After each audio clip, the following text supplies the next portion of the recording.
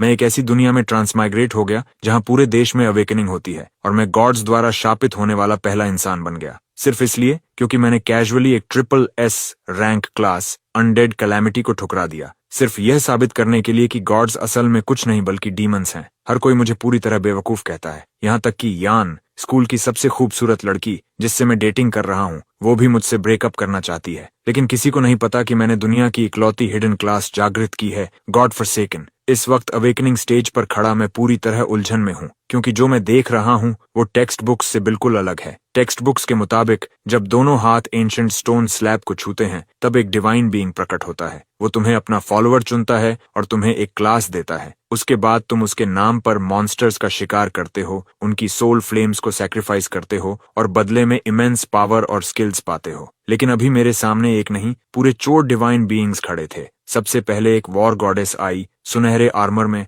हाथ में Holi engraved great sword लिए। उसने घमंड से मेरी तरफ देखा। अवेकनर, मैंने तुम्हारी मेहनत और डिवोशन महसूस की है, मेरा अनुसरण करो और मैं तुम्हें वॉरियर की ग्लोरी दूंगी। एंशिएंट स्टोन स्लैब से हल्की धुंधली ग्रे लाइट निकली और हवा में एक टूटी हुई ग्रेट सोर्ड प्रकट हुई। यह सबसे निम्न डी रैंक क्लास वॉरियर का प्रतीक था। अगले ही पल पूरा अवेकनिंग सेरेमनी हंगामे में बदल गया। हाँ, इतना पढ़ने का क्या फायदा, आखिर में ट्रैश क्लास ही मिला। हाई स्कूल में परफेक्ट स्कोर और आखिर में यही, हर तरफ मजाक उड़ने लगा। तभी मेरी आंखों के सामने टेक्स्ट उभरा। ऑप्शन 1, वॉर गॉडेस का अनुसरण करो और डी रैंक वॉरियर क्लास पाओ। Base skill, chain thrust, innate skill, none. मैं आंखें सिकोड़कर सोचने लगा, बस इतना? इतनी एरोगेंट वॉर गॉडेस जो डिवोशन की बात कर रही थी, उसने सिर्फ D rank cannon fodder class दी। मैंने बिना हिचक सिर हिला दिया। फिर मेरी नजर दूसरे डिवाइन बीइंग पर गई, काले वस्त्रों में ढका हुआ, जिससे दम घोंट देने वाला किलिंग इंटेंट निकल रहा था। वॉर गॉडेस के विपरीत यह शांत लग रहा था। उसने हाथ बढ़ाया। समझदार चुनाव,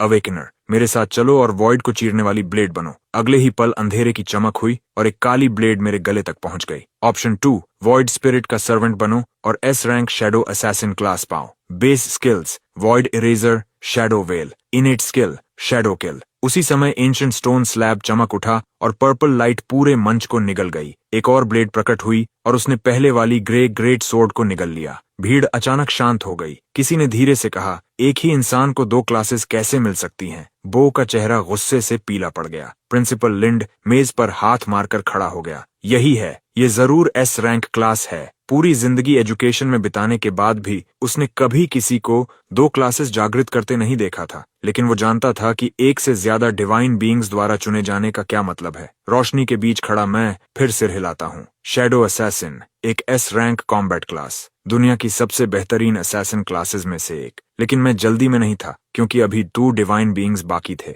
वॉइड स्पिरिट गुस्से से कांप रहा था, लेकिन कुछ नहीं कर सकता था। तभी उसकी नजर तीसरे डिवाइन बीइंग पर गई और उसकी आंखों में डर और सम्मान एक साथ दिखा। तीसरा डिवाइन बीइंग एक बूढ़ा आदमी था, हाथ में बोन स्टाफ लिए, जिसकी नोक पर पेल ब्लू फ्लेम्स जल रही थीं। उसके अंदर ऐसा अथॉरिटी था कि उसे गुस्सा दिखाने की जरूरत ही नहीं थी। उसने मेरी तरफ देखा। अवेकनर, मैं डेथ गॉड हूँ, मेरे सामने घुटने टेक दो और मैं तुम्हें जीवन और मृत्यु पर नियंत्रण की शक्ति दूंगा। बड़े शब्द मुझे पसंद आए। मैं मन ही मन मुस्कुराया। साफ था कि गॉड्स के बीच भी हायरार्की थी। अगले पल एंशिएंट व्हाइट टेक्स्ट सामने उभरा। ऑप्शन 3, डेथ गॉड के सामने झुको और triple S rank class undead calamity पाओ। Base skills, undead summon, bone decoy. Skill, herald of the death god, summon होने वाले अनडेड सर्वेंट्स अनलिमिटेड। अगले ही पल एंशिएंट स्टोन स्लैब भयानक ऑरेंज रोशनी से फट पड़ा, जो सीधा आसमान में जा घुसी। रैबिट किंगडम के ऊपर पूरा आसमान ऐसे अंधेरा हो गया जैसे सूर्य ग्रहण लग गया हो। मैंने ऊपर देखा और 1 अरब की अनडेड आर्मी टिड्डियों के झुंड की तरह पूरे आसमान में फैल गई। विशाल अनडेड बीस्ट्स, चमकते हुए अनडेड असैसिन्स और स्केलेटल वॉर हॉर्सेस पर सवार अनडेड वॉरलॉर्ड्स। सामने बिल्कुल प्रलय जैसा दृश्य था, और ये सिर्फ शहर में नहीं हो रहा था। पूरा रैबिट किंगडम इस डरावने दृश्य को देख रहा था। पूरे देश में इमरजेंसी न्यूज ब्रॉडकास्ट चालू हो गए।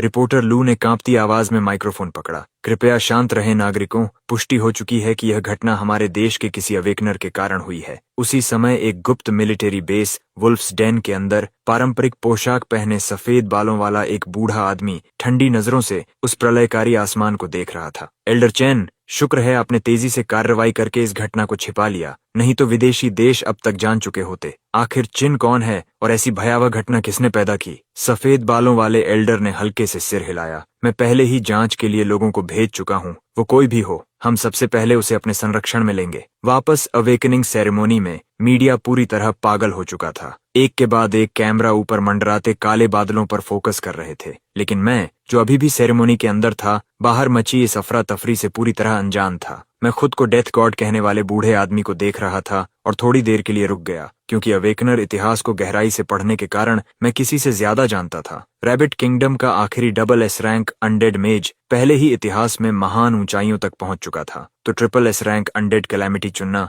मतलब शुरुआत से ही गॉड टियर हाथ मिलना था। इतिहास में नाम तय था, लेकिन फिर भी मैंने एक बार और सिर हिला दिया, क्योंकि मैं आखिरी डिवाइन बीइंग को भी देखना चाहता था। आखिरी वाला किसी गॉड से कम और किसी इंसान से ज्यादा लग रहा था। पूरे शरीर पर घाव, उलझे हुए काले बाल और खून जैसे लाल आंखें। हाथ में सिर्फ लगभग बुझ चुकी एक टॉर्च थी। पहले तीनों के मुकाबले उसकी मौजूदगी किसी भिखारी जैसी लग रही थी, लेकिन जैसे ही उस भिखारी ने बात की, मेरा पूरा शरीर झटके से कांप उठा। क्या तुम भी ब्लू स्टार से आए एक ट्रांसमिग्रेटर हो? मेरा दिमाग जैसे टूट गया। मैं इस दुनिया का नहीं था, मैं ब्लू स्टार से आया था। ये राज मैंने कभी किसी को नहीं बताया था। पहले वाले 3 डिवाइन बीइंग्स भी मेरी असलियत नहीं पहचान पाए थे, लेकिन ये फटेहाल आदमी मुझे एक नजर में पहचान गया। मेरी आंखें चौड़ी हो गईं। क्या ये भी ब्लू स्टार का ट्रांसमिग्रेटर है? मैं कुछ पूछ पाता उससे पहले उसने जल्दी से कहा, किसी भी गॉड का अनुसरण मत करना। ये सब एक डिवाइन कॉन्स्पिरेसी है। हम सब सिर्फ उनकी बिसात के मोहरे हैं, बलि हैं। गॉड्स को मारा जा सकता है और हम खुद गॉड बन सकते हैं। उसके शब्द खत्म भी नहीं हुए थे कि उसका शरीर ऐसे घुलने लगा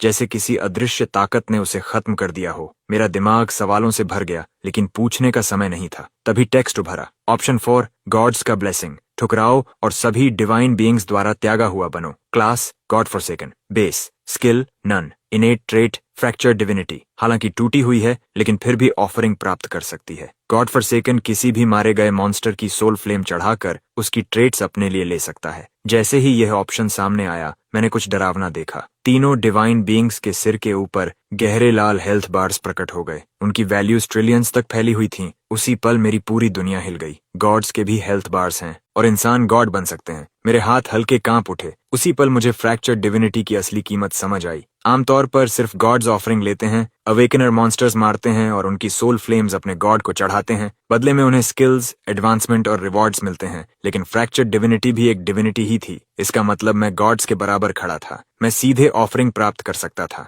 हर मॉन्स्टर जिसे मैं मारूंगा, उसकी हर ट्रेट मेरी हो जाएगी। हाँ, शुरुआत में ये बिल्कुल खाली क्लास थी, लेकिन इसकी ग्रोथ पोटेंशियल असीम थी। शायद मैं खुद भी एक दिन सच्चा गॉड बन सकता था। अब इसकी तुलना उन पहले 3 गॉड्स की पेशकश से करो। घमंडी और कंजूस। एक मुझे ऐसे लुभा रहा था जैसे शिकारी अपने शिकार को फंसाता है, और दूसरा सीधे समर्पण मांग रहा था। Follower, servant, submission. एक भी शब्द ऐसा नहीं था जिसमें असली सम्मान हो। शायद इन गॉड्स के लिए इंसान सिर्फ कीड़े मकोड़े थे जिनसे खेला जा सकता था। मुख्य मंच के ऊपर रैबिट किंगडम की 4 बड़ी गिल्ड्स के मास्टर्स लियोन, जेन, श्याओ और मंग सभी प्रिंसिपल लिन के आसपास जमा हो गए थे, जिसे अपनी पूरी जिंदगी में कभी इतनी अहमियत नहीं मिली थी। वह खुशी से चमक रहा था, कान से कान तक मुस्कुरा रहा था। चिन हमारे स्कूल का सबसे महत्वपूर्ण छात्र है, हमारे सबसे बेहतरीन ग्रेजुएट्स में से एक। लेकिन वाक्य खत्म होने से पहले आसमान में मौजूद डरावनी अनडेड आर्मी गायब होने लगी। फिर एंशंट स्टोन स्लैब से एक और प्रकाश स्तंभ फूट पड़ा। चौथी क्लास। ब्लैक ईगल गिल्ड के मास्टर मंग ने सिर हिलाया। अविश्वसनीय, लेकिन इसे देखकर लगता है ज्यादा से ज्यादा सी रैंक होगा। सभी एंशंट स्टोन स्लैब की तरफ देखने लगे। जैसे चौथा लाइट पिलर आसमान में उठा, एक टूटा फूटा टॉर्च टोटम भी स्लैब से जुड़ गया। 4 अलग अलग रंगों के लाइट पिलर्स मेरे चारों तरफ घूम रहे थे, लेकिन हर कोई साफ देख सकता था कि ऑरेंज पिलर सबसे ज्यादा चमक रहा था। Triple S rank undead calamity साफ तौर पर सबसे अच्छा चुनाव था। प्रिंसिपल लिन ने चिंतित होकर कहा, चिन सही फैसला करेगा, है ना? ड्रिफ्टिंग क्लाउड गिल्ड की खूबसूरत और तेज शियाओ खुद को चिंतित होने से रोक नहीं सकी। निश्चिंत रहिए गिल्ड मास्टर्स, हमारे स्कूल का करियर गाइडेंस प्रोग्राम हमेशा। लेकिन प्रिंसिपल लिन की मुस्कान अचानक गायब हो गई, क्योंकि अवेकनिंग स्टेज पर खड़ा मैं आखिरकार अपना चुनाव कर चुका था। स्टोन स्लैब के ऊपर मौजूद 4 लाइट पिलर्स लगभग एक साथ गायब हो गए। अब सिर्फ एक टोटम बचा था, एक टॉर्च जिसकी लौ मुश्किल से जल रही थी। वह एक बार मेरे चारों ओर घूमी और फिर मेरी दोनों आंखों के बीच समा गई। पूरा स्थल पागल हो उठा। असंभव! प्रिंसिपल लिन का चेहरा जम गया। चारों गिल्ड मास्टर्स मंच पर स्तब्ध खड़े थे। हर किसी के चेहरे पर एक ही भाव था, अविश्वास। उसने अनडेड कैलामिटी को ठुकरा दिया। फीनिक्स फ्लेम गिल्ड के मास्टर लियोन ने सिर हिलाकर लंबी सांस छोड़ी। काश वह अवेकनिंग स्टेज पर उसकी जगह खड़ा होता। और अब प्रिंसिपल लिन जो अभी कुछ पल पहले खुशी के शिखर पर था और अब पूरी तरह टूट चुका था, एक पागल बैल की तरह अवेकनिंग स्टेज की तरफ दौड़ा। चिन, अभी नीचे उतरो! वह पूरी ताकत से चिल्लाया। डायरेक्टर जांग, चिन का होमरूम टीचर कौन है? उसे सही करियर गाइडेंस क्यों नहीं दी गई? डायरेक्टर जांग तुरंत मिस टोंग पर टूट पड़ा, लेकिन प्रिंसिपल और डायरेक्टर दोनों की डांट के बावजूद मिस टोंग बिल्कुल परेशान नहीं दिख रही थी। उसे भरोसा था कि चिन के पास अपने कारण होंगे। वहीं दूसरी तरफ ये पूरा नाटक मीडिया को पूरी तरह पागल कर चुका था। लोग किसी को लेजेंड बनाना पसंद करते हैं और उससे भी ज्यादा उसे गिरते हुए देखना पसंद करते हैं। व्यूअर्स, सच कहूं तो मैंने इसकी उम्मीद नहीं की थी। ये स्कूल जो खुद को जंघाई सिटी का नंबर 1 कहता है, बेसिक करियर गाइडेंस तक नहीं देता। हमारे देश ने अभी अभी एक SSS rank awakener undead calamity खो दिया है। इस नतीजे के लिए मैं मानता हूं कि इस स्कूल का हर शिक्षक जिम्मेदार है। अब तक चारों गिल्ड मास्टर्स सिर्फ सिर हिलाकर एक एक करके चुपचाप जाने लगे, लेकिन हर कोई दुखी नहीं था। बाओ और मिंग जैसे कुछ ग्रेजुएट्स खुशी से फूले नहीं समा रहे थे। कचरा हमेशा कचरा ही रहता है, मौका हाथ में आ जाए तो भी पकड़ नहीं सकता। बाओ ने आसमान की तरफ लंबी सांस छोड़ी। कुछ ही पल पहले उसे डर था कि पूरी जिंदगी चिन के साए में जीना पड़ेगा। अवेकनिंग स्टेज पर मैं अभी सब कुछ समझने की कोशिश ही कर रहा था कि अचानक चारों डिवाइन बीइंग्स और सारे दृश्य गायब होने लगे। अगले ही पल आसपास की दुनिया बदल गई और मैं एक पूरी तरह अनजान जगह पर पहुंच गया। तभी एक आवाज मेरे कानों में गूंजी, न्यू अवेकनर, तुम ट्रायल टावर में प्रवेश कर चुके हो। यह नए अवेकेंड लोगों के लिए अंतिम असेसमेंट है। अपनी क्लास के साथ कितनी जल्दी तालमेल बैठाकर उसे उसकी अधिकतम क्षमता तक पहुंचा सकते हो, असली मायने वही रखता है। मैं तुरंत आसपास नजर दौड़ाता हूँ।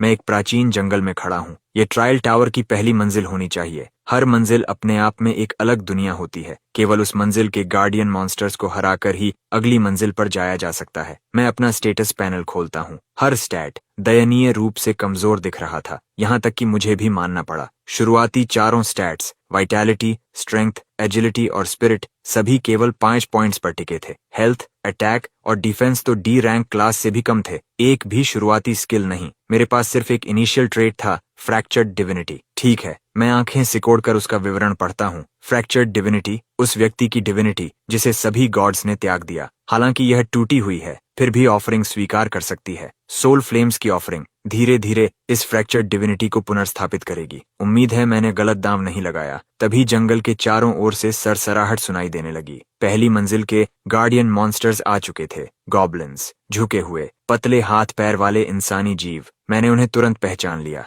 गॉब्लिन्स लगभग सबसे कमजोर मॉन्स्टर्स माने जाते हैं, लेकिन मेरी लगभग 0 जैसी स्टैट्स के साथ मैं थोड़ी भी लापरवाही नहीं कर सकता। मैं भाले को मजबूती से पकड़कर कुछ कदम पीछे हट गया। कुल 3 गॉब्लिन्स। अगर इन्होंने मुझे घेर लिया तो मेरी मौजूदा स्टैट्स के साथ मैं कुछ सेकंड में मर जाऊंगा। सामने वाला गॉब्लिन पहले ही अपनी आयरन सोर्ड लेकर मेरी ओर झपटा। मैंने दोनों हाथों से भाला पकड़ा और उसकी तलवार को सटीक तरीके से रोक दिया। उसका संतुलन बिगड़ते ही मैंने लोहे का भाला उसकी छाती में पूरी ताकत से घोंप दिया। गॉब्लिन चीखा और लड़खड़ाने लगा। मैं आगे बढ़ा, भाले को घुमाया और लगातार 2 और वार किए। उसका हेल्थ बार आधे से नीचे गिर गया। तभी बाकी 2 गॉब्लिन्स दोनों तरफ से मुझ पर टूट पड़े। पीछे हटने के बजाय मैं आगे झपटा और भाले को पहले गॉब्लिन के शरीर के आर पार कर दिया। उसकी बची हुई हेल्थ खत्म हो गई। वह धीरे धीरे जमीन पर गिर पड़ा। बाकी दोनों गॉब्लिन्स अपने साथी को मरते देख गुस्से से मेरी ओर झपटे। मैं पूरी तरह शांत रहा, अपने कदमों से लगातार बचता रहा और भाले से हर वार रोकता गया। वे मुझे एक भी चोट नहीं पहुंचा सके। लगभग 5 मिनट बाद आखिरी गॉब्लिन भी गिर पड़ा। उनके शरीरों से 3 सफेद रोशनियां निकलकर मेरी ओर बहने लगीं। इतना एक्सपीरियंस था कि मैं सीधे एक लेवल ऊपर पहुंच गया, लेकिन मेरी नजर गॉब्लिन की लाशों पर टिक गई। हर लाश से हल्की झिलमिलाती फ्लेम्स उठने लगीं। सोल फ्लेम्स, मॉन्स्टर को मारो और उसकी सोल फ्लेम पाओ। अगर पर्याप्त सोल फ्लेम्स अपने गॉड को ऑफरिंग करो तो उसकी फेवर मिलती है। नई स्किल्स, सेकंड एडवांसमेंट, यहाँ तक कि थर्ड एडवांसमेंट भी। Soul flame offering, goblin. Flames एक एक करके हवा में घुलने लगीं। Soul flame offering successful. Trait acquired, savage bone. Strength 10% बढ़ गई। मेरे अंदर उत्साह की लहर दौड़ गई। पूरे 100 स्ट्रेंथ पॉइंट्स। मेरा अटैक सीधा 135 पहुंच गया। तो ऑफरिंग मिलने का एहसास ऐसा होता है, और ये तो सिर्फ फ्रैक्चर्ड डिविनिटी है। इतनी ताकतवर। तो जिन गॉड्स के पास पूर्ण डिविनिटी है और जो हर दिन अरबों फॉलोअर्स की ऑफरिंग्स लेते हैं, उनकी ताकत कितनी भयावह होगी मैं कल्पना भी नहीं कर सकता। पहली मंजिल बहुत विशाल थी। यहाँ कुछ गॉब्लिन्स से कहीं ज्यादा मॉन्स्टर्स थे। अगली मंजिल पर जाने के लिए मुझे उनके लीडर को मारना था। मैं भाला कसकर जंगल के अंदर बढ़ गया। ज्यादा समय नहीं लगा और मुझे गॉब्लिन्स का एक और समूह दिख गया। लेकिन इस बार 135 अटैक के साथ मैं किसी प्राकृतिक आपदा जैसा था। एक वार, एक मौत। गॉब्लिन्स की लाशें मैदान में बिखरने लगीं और सफेद एक्सपीरियंस स्ट्रीम्स मेरे शरीर में समाने लगीं। एक और लेवल अप। तभी अचानक एक विशाल गॉब्लिन एक भारी कांटेदार गदा उठाकर मेरी ओर टूट पड़ा। मैं घूमकर उसके वार से बचा और मेरा आयरन स्पीयर उसकी जांघ में आर पार हो गया, गहरा घाव छोड़ते हुए। गॉब्लिन चीफ दर्द से दहाड़ उठा। मैं हल्के कदमों से उसके चारों ओर घूमने लगा, लगातार काउंटर पर काउंटर करता हुआ। कुछ ही सेकंड में उसका हेल्थ आधे से नीचे गिर गया। तभी गॉब्लिन चीफ की आंखें गहरे जलते लाल रंग में बदल गईं और वह पूरी तरह बर्जर्क हो गया। उसकी डैमेज आउटपुट अचानक फट पड़ी। वह झुककर पागलों की तरह पंजे मारते और प्रहार करते हुए मेरी ओर झपटा। लेकिन यही तो मैं चाहता था। मेरे पैर बिजली की तरह एक ओर हटे और मैंने भाला सीधा गॉब्लिन चीफ के गले में घोंप दिया। उसी पल उसके ऊपर एक विशाल डैमेज नंबर फट पड़ा। विशाल गॉब्लिन चीफ भारी आवाज के साथ जमीन पर गिर पड़ा। उसकी लाश के ऊपर सोल फ्लेम्स झिलमिलाने लगी। Soul flame offering, goblin chief. मैंने भाले की नोक उसकी लाश पर टिकाई और तुरंत एक प्रॉम्प्ट उभरा। Soul flame offering successful, skill acquired, frenzy, rank B, skill. आखिरकार मेरा दिल उछल पड़ा। फ्रेंजी। मैंने तुरंत स्किल पैनल खोला। जो स्लॉट कुछ समय पहले तक पूरी तरह खाली था, उसमें अब पहली स्किल चमक रही थी। Frenzy, rank B effect, orc blood line की एक अनोखी टेक्निक। एक्टिवेट करने पर डैमेज और अटैक स्पीड 30% बढ़ती है। इफेक्ट खत्म होने के बाद यूजर वीकेंड स्टेट में चला जाता है और डिफेंस 50% घट जाती है। मेरे सीने में उत्साह की एक लहर उठ ही रही थी कि अचानक नई टेक्स्ट उभरी। Spend 10 flame points to upgrade this skill. मैं पलकें झपकाता हूँ तो फ्लेम पॉइंट्स का यही उपयोग है। एक्वायर्ड स्किल्स को अपग्रेड भी किया जा सकता है। मैंने बिना हिचक 10 फ्लेम पॉइंट्स खर्च कर दिए। Upgrade complete. Frenzy evolved into boiling beast blood. Boiling beast blood rank B effect, orc जाति की high tier blood line technique. Activate करने पर डैमेज और अटैक स्पीड 50% बढ़ जाती है। बाद में थोड़ी देर के लिए वीकेंड स्टेट आती है। डिफेंस 30% घटती है। बोनस इफेक्ट, एक्टिवेशन के दौरान हर किल उसकी ड्यूरेशन बढ़ाएगी। ट्रायल टावर के बाहर मिस टैंग मेरी फीड को चिंता से देख रही थी। अंदर मेरे कानों में नोटिफिकेशन गूंजी। Congratulations, you have defeated guardian of trial tower floor 1, transferring to floor 2। मेरी नजर धुंधली हुई और मैं एक विशाल अंधेरी गुफा में पहुंच गया। चारों ओर सिर्फ पत्थर की दीवारें और गीली मिट्टी। ये ट्रायल टावर की दूसरी मंजिल होनी चाहिए। अजीब बात थी, मुझे डर नहीं बल्कि उत्साह महसूस हो रहा था। सिर्फ पहली मंजिल के गॉब्लिन्स की ऑफरिंग से ही मुझे बॉइलिंग बीस्ट ब्लड मिल चुका था। अगली मंजिल मुझे कौन सा आश्चर्य देने वाली थी। ट्रायल टावर की दूसरी मंजिल के मॉन्स्टर्स अब खुद को दिखाने लगे थे। गुफा की गहराई में अचानक जमीन से काली बेलें फूट निकलीं, कांटों जैसी नुकीली। उन्हें देखते ही रीढ़ में ठंडक दौड़ गई। मैं तुरंत पीछे कूदा, भाला उठाया और जोरदार वार किया। 2 बेलें कटकर गिर गईं। जमीन पर गिरने के बाद भी वे जिंदा चीजों की तरह तड़प रही थीं। मैं भौहें सिकोड़ता हूँ। उनका हेल्थ लगभग कुछ भी नहीं था, लेकिन अगले ही पल जमीन के चारों ओर से और बेलें फूट निकलीं। मैंने तेजी से प्रतिक्रिया दी। उनके पूरी तरह बाहर आने से पहले ही भाला उन्हें काट चुका था, लेकिन कटी हुई बेलों की जगह मिट्टी से नई बेलें फिर निकलने लगीं। मैं तुरंत समझ गया, हेल्थ कम है, लेकिन इन्हें मारने पर और पैदा हो जाती है। ये कभी खत्म नहीं होंगी। जरूर कोई सोर्स होगा, कोई कोर, और उसी को खत्म करना इस मंजिल को पार करने का एकमात्र तरीका है। मैं भाला उठाकर उस दिशा में दौड़ा जहां जमीन सबसे ज्यादा हिलती दिख रही थी। रास्ते भर अनगिनत बेलें जमीन से निकलती रहीं, लेकिन मेरे तेज फुटवर्क ने मुझे हर हमले से बचाए रखा। लगभग 7-8 सुरंगों से गुजरने के बाद मैंने गुफा के बीचों बीच एक विशाल टेढ़ी मेढ़ी जड़ देखी। हर बेल उसी से जुड़ी हुई थी। यही सोर्स है, और उससे भी ज्यादा डरावनी बात, उस जड़ के भीतर एक इंसानी चेहरा उगाया था। यही कोर होगा। एक पल भी गंवाए बिना मैंने आयरन स्पीयर उठाया और पूरी ताकत से जड़ों के उस ढेर में घोंप दिया। एक डैमेज नंबर उभरा और उसके साथ हेल्थ बार दिखाई दिया। Undying tree spirit, elite boss, health 50,000, danger level high. Health बार पूरे 50,000 तक फैली थी, लेकिन असली झटका अगले पल मिला। ट्री स्पिरिट के ऊपर हीलिंग नंबर उभरा और जो डैमेज मैंने दिया था वह कुछ ही सेकंड में वापस भरने लगा। तो यही चाल है, मैं समझ गया। इस मंजिल को पार करने के लिए अनडाइंग ट्री स्पिरिट को मारना होगा, लेकिन उसके पास न केवल भयानक हेल्थ थी बल्कि रिजेनरेशन भी राक्षसी थी। तुरंत खत्म करना नामुमकिन, और जितनी देर लड़ाई चलेगी उतनी ज्यादा बेलें स्पॉन होती जाएंगी। ये मंजिल पूरी तरह रॉ डैमेज आउटपुट को परख रही थी। ज्यादातर अवेकनर्स जो यहाँ तक पहुंचते वे लगभग तुरंत हार मानने पर मजबूर हो जाते, लेकिन मेरे लिए अभी यह लड़ाई असंभव नहीं थी। ट्रायल टावर के बाहर प्रिंसिपल लिन की भौहें बुरी तरह सिकुड़ गईं। धत्तेरे की, आखिर इस साल का ट्रायल टावर किसने डिजाइन किया? पहली मंजिल पार करने वाले अवेकनर्स में 3 एस रैंक अवेकनर्स आगे थे, बाओ, मिंग और यान। बाओ अपने एस रैंक मेले क्लास कॉइलिंग ड्रैगन मंक के साथ तुरंत स्टाफ घुमाता है और कुछ ही सेकंड में बेलों को चीर देता है। अच्छा, कम से कम ये मंजिल अभी संभालने लायक लग रही है। प्रिंसिपल लिन ने राहत की सांस ली ही थी कि विशाल कोर रूट कैमरे में भर गई। देखने वाले सभी लोग एक साथ सांस खींच बैठे। ओह नहीं, क्या वह अनडाइंग ट्री स्पिरिट है? लेवल 10 अवेकनर भी उसे गिराने में संघर्ष करेगा। वहीं दूसरी तरफ मिस टैंग मेरी फीड पर नजरें गड़ाई थी। मेरी हरकतें पहली मंजिल की तुलना में लगभग दोगुनी तेज दिख रही थीं। ये कैसे संभव है? उसी समय मैं ट्री स्पिरिट के कोर पर लगातार हमले बरसा रहा था। बॉइलिंग बीस्ट ब्लड के सक्रिय होते ही मेरी अटैक पावर और स्पीड दोनों खतरनाक रूप से बढ़ चुकी थीं। ट्री स्पिरिट की पागलपन भरी रिजेनरेशन के बावजूद मैं हर वार में 70 से ज्यादा इफेक्टिव डैमेज पहुंचा रहा था। 50,000 हेल्थ, लेकिन अछूती नहीं थी। फिर भी अनडाइंग ट्री स्पिरिट को मारना सिर्फ पागलों की तरह हमला करना नहीं था। कांटेदार बेलें हर सेकंड जमीन से निकल रही थीं। अगर उन्हें समय पर न काटूं तो वे जमा होकर मुझे डुबो देतीं। लेकिन जैसे ही मेरा ध्यान उनसे निपटने में बंटता, कोर पर लगातार डैमेज टूट जाता। यही इस मंजिल के डिजाइनर का जाल था। लेकिन मेरे लिए ये बेलें एक अलग काम कर रही थीं। वे बॉइलिंग बीस्ट ब्लड को रिसेट करने के टारगेट्स थीं। मैं ट्री स्पिरिट के कोर पर लगातार वॉर करता रहा और हर बेल को उगते ही काटता गया। हर वाइन किल बॉइलिंग बीस्ट ब्लड की ड्यूरेशन को 10 सेकंड बढ़ा रही थी। एक परफेक्ट 10 सेकंड लूप।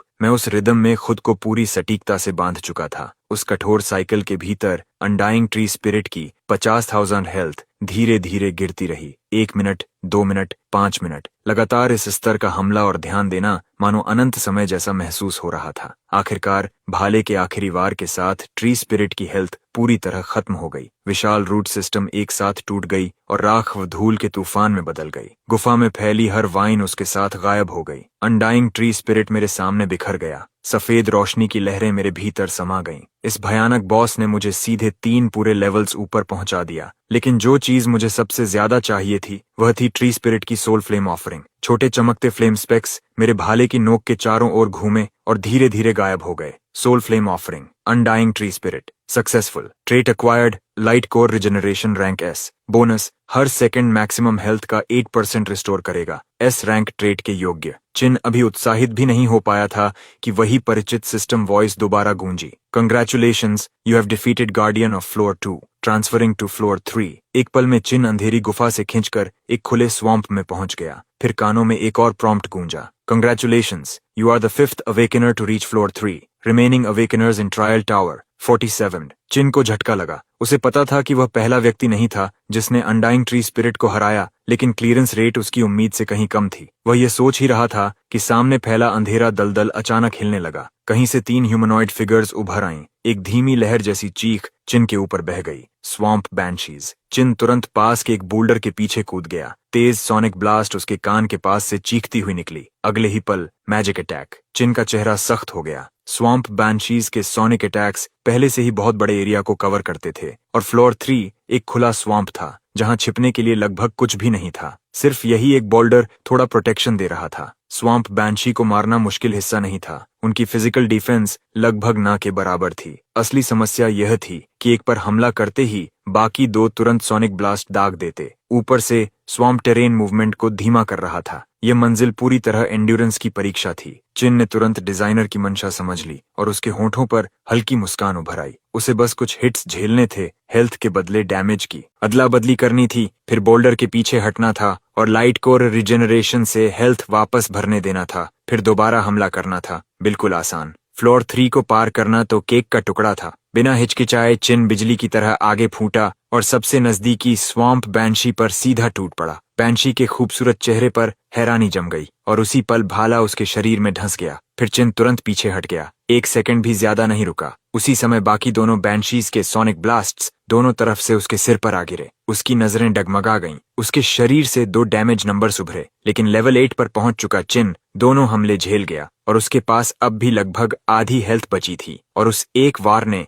एक बैंशी की ज्यादातर हेल्थ मिटा दी थी। बोल्डर के पीछे लौटते ही लाइट कोर रिजेनरेशन सक्रिय हो गई। उसकी हेल्थ आंखों के सामने वापस बढ़ने लगी। अब उसे बस पूरी तरह रिकवर होने का इंतजार करना था, फिर वही दोहराना था। और इस तरह ट्रायल टावर की तीसरी मंजिल पर एक अजीब दृश्य दिखाई देने लगा। एक युवा हाथ में खुरदरा आयरन स्पीयर लिए जानबूझकर सोनिक ब्लास्ट्स खाता, आगे झपटकर स्वैम्प बैंशी को भेदता और फिर भागकर बोल्डर के पीछे छिप जाता। 10 से ज्यादा मिनट बाद किन ने लंबी सांस छोड़ी और भाले का सहारा लिया। इन सस्ती चालों की वजह से उसने बिना एक बार मरे तीनों बैंशीज को खत्म कर दिया। जैसे ही तीनों स्वॉम्प बैंशीज धीरे धीरे गायब हुईं, वही परिचित आवाज फिर गूंजी, soul flame offering, swamp banshee successful, skill acquired, tide step rank B, effect, aquatic blood line की इनेट टेक्निक, पानी की धारा शरीर को घेर लेती है, ज्यादातर स्लोइंग इफेक्ट से इम्यूनिटी देती है। पैसिव बोनस, मूवमेंट स्पीड 15% बढ़ती है। Congratulations, you have defeated guardian of floor 3,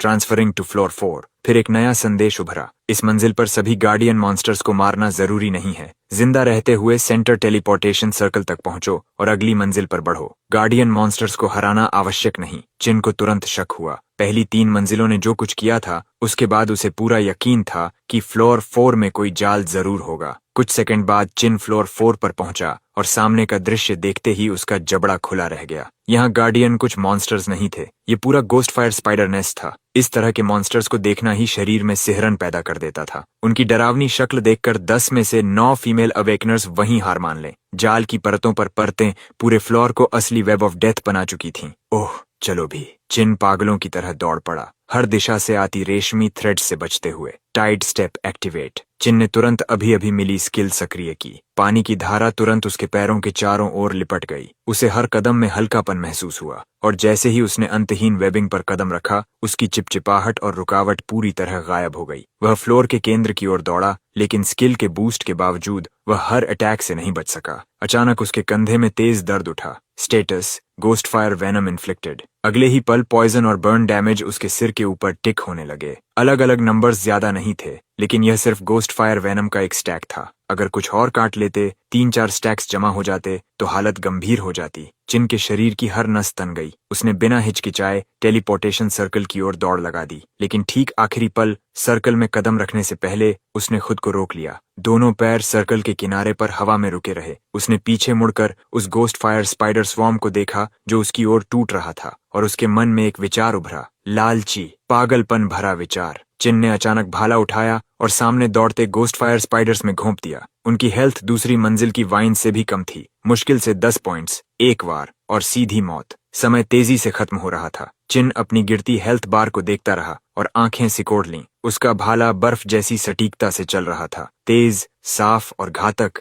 हर उस गोस्ट फायर स्पाइडर को काटता जो उसकी ओर झपटा। चिन क्या कर रहा है? मिस टैंग, जो अकेली उसकी फीड देख रही थी, ठिठक गई। वह पहले ही टेलीपोर्टेशन सर्कल तक पहुंच चुका था, लेकिन अब स्पाइडर स्वॉर्म से लड़ने के लिए वापस मुड़ गया। क्या उसने इस मंजिल के इंस्ट्रक्शन सुने ही नहीं? उसकी चिंता बढ़ती जा रही थी। मिस टैंग की नजर में चिन जो कर रहा था वह पूरी तरह बेकार था। ये छोटे गोस्ट फायर स्पाइडर्स चाहे कितने भी हों, लगभग कोई एक्सपीरियंस नहीं देते। इन्हें फार्म करना पूरी तरह समय की बर्बादी थी। क्या चिन नहीं जानता कि फाइनल स्कोर तय करने में क्लियर टाइम बहुत मायने रखता है? चिन, तुम क्या कर रहे हो? दूसरी तरफ चिन पूरी एकाग्रता के साथ चल रहा था, अटैक्स से बचते हुए और अपनी हेल्थ बार को लगातार नीचे गिरते हुए देख रहा था। आखिरकार जैसे ही गोस्ट फायर स्पाइडर्स चारों दिशाओं से टूट पड़े, उसकी हेल्थ डेंजर लाइन पर पहुंच गई। सिर्फ 1/4 बची थी। अब कदम बढ़ाना होगा। Soul flame offering, ghost fire spider. Chin ने भाले की नोक को चौड़े चाप में घुमाया और आखिरी संभव पल पर ऑफरिंग रिचुअल सक्रिय कर दिया। उसी समय वह पीछे हटा। उसका एक पैर टेलीपोर्टेशन सर्कल के अंदर जा गिरा। जैसे ही दुनिया उसके चारों ओर घूमने और मुड़ने लगी, वह आवाज आखिर गूंज उठी जिसका चिन इंतजार कर रहा था। Trade skill acquired, ghost fire venom rank level 1। Effect, ghost fire spider blood line का एक अनोखा विष लावा और टॉक्सिक मियाज्मा से जन्मा। कांटेक्ट पर यह टारगेट को गोस्ट फायर बर्निंग से प्रभावित करता है, लगातार डैमेज देता है और डिफेंस कम करता है। यह घातक जहर लगातार डैमेज भी देता है और टारगेट की हीलिंग को भी दबाता है। ये शब्द चिन के दिमाग में एड्रेनलिन की लहर की तरह टकराए। किस्मत सच में बहादुरों का साथ देती है। यही असली वजह थी कि चिन वापस मुड़ा था। गोस्ट फायर वेनम, एक ऐसी स्किल जो फायर और पॉइजन को एक साथ जोड़ती है, लगभग मॉन्स्टर्स के शिकार के लिए बनाई गई थी। क्या स्किल है गोस्ट फायर वेनम? चिन चुपचाप मुस्कुराया, लेकिन खुशी टिक भी नहीं पाई थी कि जमीन कांपने लगी और फ्लोर 5 का गार्डियन अपनी एंट्री कर चुका था। एक विशाल परछाई चिन की नजरों को भर गई, पहाड़ जितना विशाल, और उसके फर ऐसे जैसे पूरे शरीर पर सुइयों का कवच हो। Ghost claw bear. Status, adult,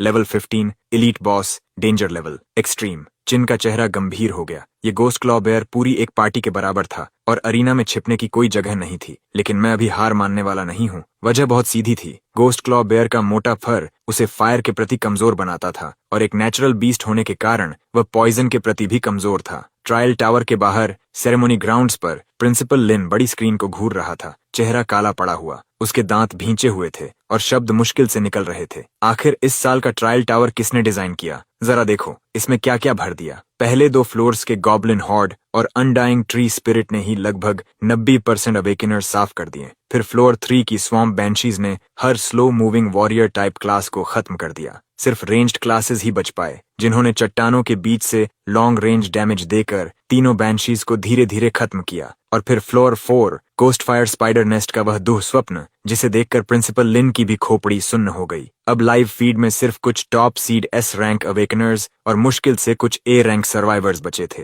coiling dragon monk बाओ अपनी ड्यूरेबिलिटी के दम पर डैमेज झेलते हुए सेंटर टेलीपोर्टेशन सर्कल तक रास्ता बनाता चला गया। फिर भी जब वह वहां पहुंचा, उसकी हेल्थ सिर्फ एक पतली रेखा जितनी बची थी। फ्रॉस्ट ब्लेड सोर्ड्समैन मिंग की हालत भी कुछ बेहतर नहीं थी। उसकी आइस अफिनिटी को गोस्ट फायर स्पाइडर्स पूरी तरह काउंटर करते थे। वह सिर्फ अपनी एस रैंक क्लास शील्ड के भरोसे किसी तरह टेलीपोर्टेशन सर्कल तक पहुंच पाया। यन, जिसने शैडो हंटर क्लास जगाई थी, अपनी इवेजन और एम्बुश स्किल्स के सहारे मुश्किल से सर्कल तक पहुंची और फ्लोर 5 तक पहुंचने वाली इकलौती फीमेल अवेकनर बन गई। दूसरी तरफ रू यान, जिसने फायर एफिनिटी की मदद से सबसे पहले अनडाइंग ट्री स्पिरिट को मारा था और बाद में स्वॉम्प बैंशीज को फायर स्पेल से खत्म किया था, फ्लोर 4 के गोस्ट फायर स्पाइडर नेस्ट पर आकर टूट गई। ग्लास कैनन मेज होने के कारण वह कुछ ही कदमों बाद वेबिंग में फंस गई। सामने फैले स्पाइडर स्वॉर्म को देखते ही उसका चेहरा पीला पड़ गया और उसने तुरंत विथड्रॉ कर लिया। अब जब ज्यादातर अवेकनर्स बाहर हो चुके थे और सिर्फ कुछ टॉप सीड्स बचे थे, अब भी गुस्से से भरा प्रिंसिपल लिन बाओ और मिंग की फीड देखने लगा जैसे ही वे फ्लोर 5 में पहुंचे। और अरीना में उभरे अडल्ट गोस्ट क्लॉप बेयर को देखकर हर किसी का मन फिर से गाली देने का कर उठा। ये आखिर ट्रायल टावर में ये चीज किसने डाल दी? नए नए अवेकेंड अवेकनर्स को भूल जाओ, यहाँ तक कि अनुभवी लोगों की पूरी पार्टी भी एक अडल्ट गोस्ट क्लॉप बेयर के खिलाफ जीत की गारंटी नहीं दे सकती। इस साल का ट्रायल टावर डिजाइन करने वाला इंसान कौन है? वर्ड, क्या ऊपर से कोई महत्वपूर्ण व्यक्ति आया है? इसी बीच शंघाई सिटी की एक गुप्त फैसिलिटी के अंदर ऑब्जर्वेशन रूम की हर दीवार पर हाई डेफिनेशन स्क्रीन्स लगी हुई हैं। मैं स्क्रीन पर लगभग पूरी तरह खत्म होने वाला दृश्य देखता हूँ। सैंड निराशा की एक धीमी सांस छोड़ती है। लगता है इस साल का ट्रायल टावर यहीं खत्म हो जाएगा। शंघाई सिटी का एक भी अवेकनर फ्लोर 5 को पार नहीं कर सकता। उसके बगल में डॉक्टर वांग ऐसे दिख रहे हैं जैसे वो रोने वाले हों। खैर, जाहिर है ट्रायल टावर में अडल्ट गोस्ट क्लॉप बेयर कौन रखता है? अभी अभी अवेकेंड हुआ एक एस रैंक अवेकनर भी गोस्ट क्लॉप बेयर के खिलाफ 1-on-1 नहीं जा सकता। एन बस अपने कान के पीछे बालों की एक लट करती है और ठंडे स्वर में कहती है, क्या ऐसा है? ये तो बस हमारी बेसिक स्क्रीनिंग रिक्वायरमेंट है। डॉक्टर वोंग चुप हो जाते हैं। एन लापरवाही से अपनी पेन के सिरे को चबाती है। उसकी आवाज सपाट रहती है। अफसोस की बात है कि इस साल के अवेकनर्स फ्लोर 5 भी क्लियर नहीं कर सकते। हिडन फ्लोर को भूल जाओ, मैंने उस एक के लिए ट्रैप लगाने में इतनी मेहनत की थी और लगता है वो सब बेकार गया। ट्रायल टावर के अंदर फ्लोर 5 पर चिन गोस्ट क्लॉप बेयर की कच्ची दबा देने वाली मौजूदगी महसूस करता है। वो बिना सोचे समझे आगे नहीं बढ़ता। गोस्ट क्लॉप बेयर एक छोटे पहाड़ जैसा बना हुआ है। उसका खुरदुरा फर आर्मर प्लेटिंग जितना मोटा है। उसकी जंगली आंखें घुसपैठिए पर शुद्ध नफरत के साथ टिकी हुई हैं। यहाँ तक पहुंचने के बाद बिना कोशिश किए वापस लौट जाना वो चिन का स्टाइल नहीं है। अपने विशाल शरीर की तरह गोस्ट क्लॉप बेयर एक भारी वार करने वाला high health strength type monster है। उसकी चालें विस्फोटक हैं लेकिन तेज नहीं। जीतने के लिए एजाइल फुटवर्क ही सब कुछ है। टाई डीप एक्टिवेट होता है और चिन की मूवमेंट स्पीड अचानक बढ़ जाती है। गोस्ट क्लॉप बेयर एक गहरी गुर्राहट निकालता है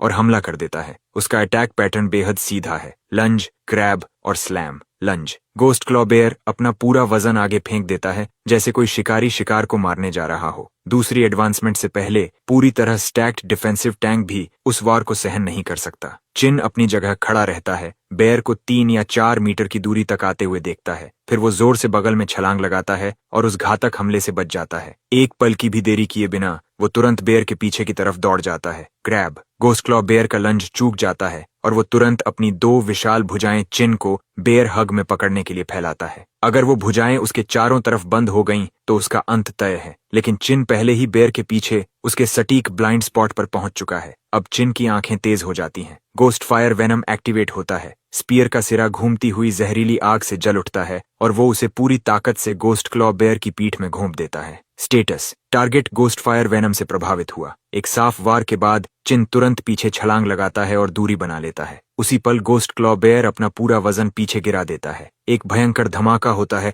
और पत्थर की जमीन टकराते ही टूट जाती है। स्लैम, ये चाल भले ही भद्दी दिखती हो, लेकिन इसकी मारने की शक्ति विनाशकारी है। उसी समय चिन द्वारा लगाया गया गोस्ट फायर वेनम असर दिखाना शुरू करता है। बेर की पीठ का मोटा फर जलने लगता है, बर्न डैमेज देता हुआ, जबकि जहर भी असर करता है। आग और जहर से पागल हुआ गोस्ट क्लॉ बेयर बिना किसी रोक टोक के चिन पर टूट पड़ता है और चिन टाइडीप का इस्तेमाल करके उसकी पहुंच से थोड़ा बाहर नाचता रहता है। अब यहाँ से बस सही मौका ढूंढने की बात है। गोस्ट फायर वेनम की एक और लेयर चढ़ाओ, फिर पीछे हट जाओ और डैमेज को बेयर को धीरे धीरे खत्म करने दो। अब ये सिर्फ समय की बात है। बो जो फ्लोर 5 तक भी पहुंचता है उतना भाग्यशाली नहीं है जितना S rank mealy coiling dragon monk. जैसे ही बो गोस्ट क्लॉ बेयर को देखता है, वो अपना स्टाफ लेकर सीधे उसकी ओर दौड़ पड़ता है, सबके सामने दिखावा करना चाहता हुआ। गोस्ट क्लॉ बेयर उसे मौका ही नहीं देता। उसके विशाल पंजे का एक वार और बो सफेद रोशनी की चमक में बाहर फेंक दिया जाता है, तुरंत एलिमिनेट हो जाता है। दूसरी तरफ मिंग की हालत भी ज्यादा बेहतर नहीं होती। उसने 3 साल चिन के पीछे पीछे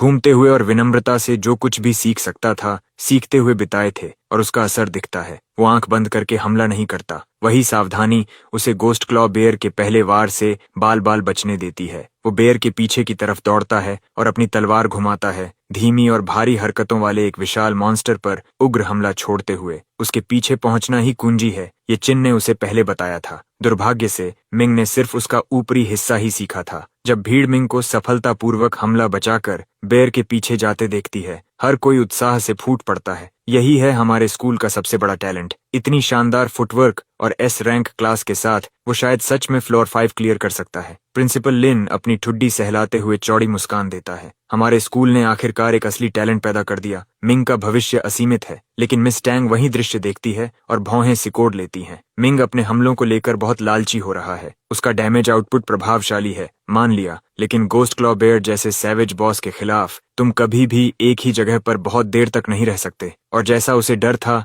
मेन स्क्रीन पर गोस्ट क्लॉ बेयर एक भयानक दहाड़ छोड़ता है और बिना चेतावनी के पीछे बैठ जाता है। मिंग जो पूरी ताकत से हमला कर रहा था, उसके पास जाने की कोई जगह नहीं बचती। वो असहाय होकर देखता है कि गोस्ट क्लॉ बेयर उसके ऊपर गिरता चला आ रहा है। मिंग घबरा जाता है। गाली उसके होंठों पर ही मर जाती है उससे पहले कि वो निकल पाए, और वो इतिहास में ट्रायल टावर का पहला चैलेंजर बन जाता है जो बैठकर कुचले जाने से मारा गया। प्रिंसिपल लिन की चौड़ी मुस्कान तुरंत जम जाती है। वो दांत भींचकर कुछ शब्द निकालता है। डायरेक्टर जांग, कितने लोग बचे हैं? डायरेक्टर जांग जल्दी से जवाब देता है, हमारे स्कूल से अभी 2 बचे हैं। एक एस रैंक यान है और दूसरा चिन। डायरेक्टर जांग की आंखें अविश्वास से फैल जाती हैं। प्रिंसिपल लिन मुश्किल से सुनते हुए बेसब्री से कहता है, मेन स्क्रीन को यान की फीड पर बदलो, अभी। डायरेक्टर जांग एक पल भी नहीं सोचता, वो तुरंत बदल देता है। मेन स्क्रीन यान की फीड पर कट होती है। वो एक लॉन्ग बो के साथ खड़ी है, समूह की एकमात्र agility based long range S rank awakener. Floor 5 की सीमित जगह में यान फुर्तीली सटीकता के साथ चलती है, अरीना के बाहरी किनारे के चारों ओर घूमती हुई, गोस्ट क्लॉ बेयर से एक सुरक्षित और बड़ी दूरी बनाए रखते हुए,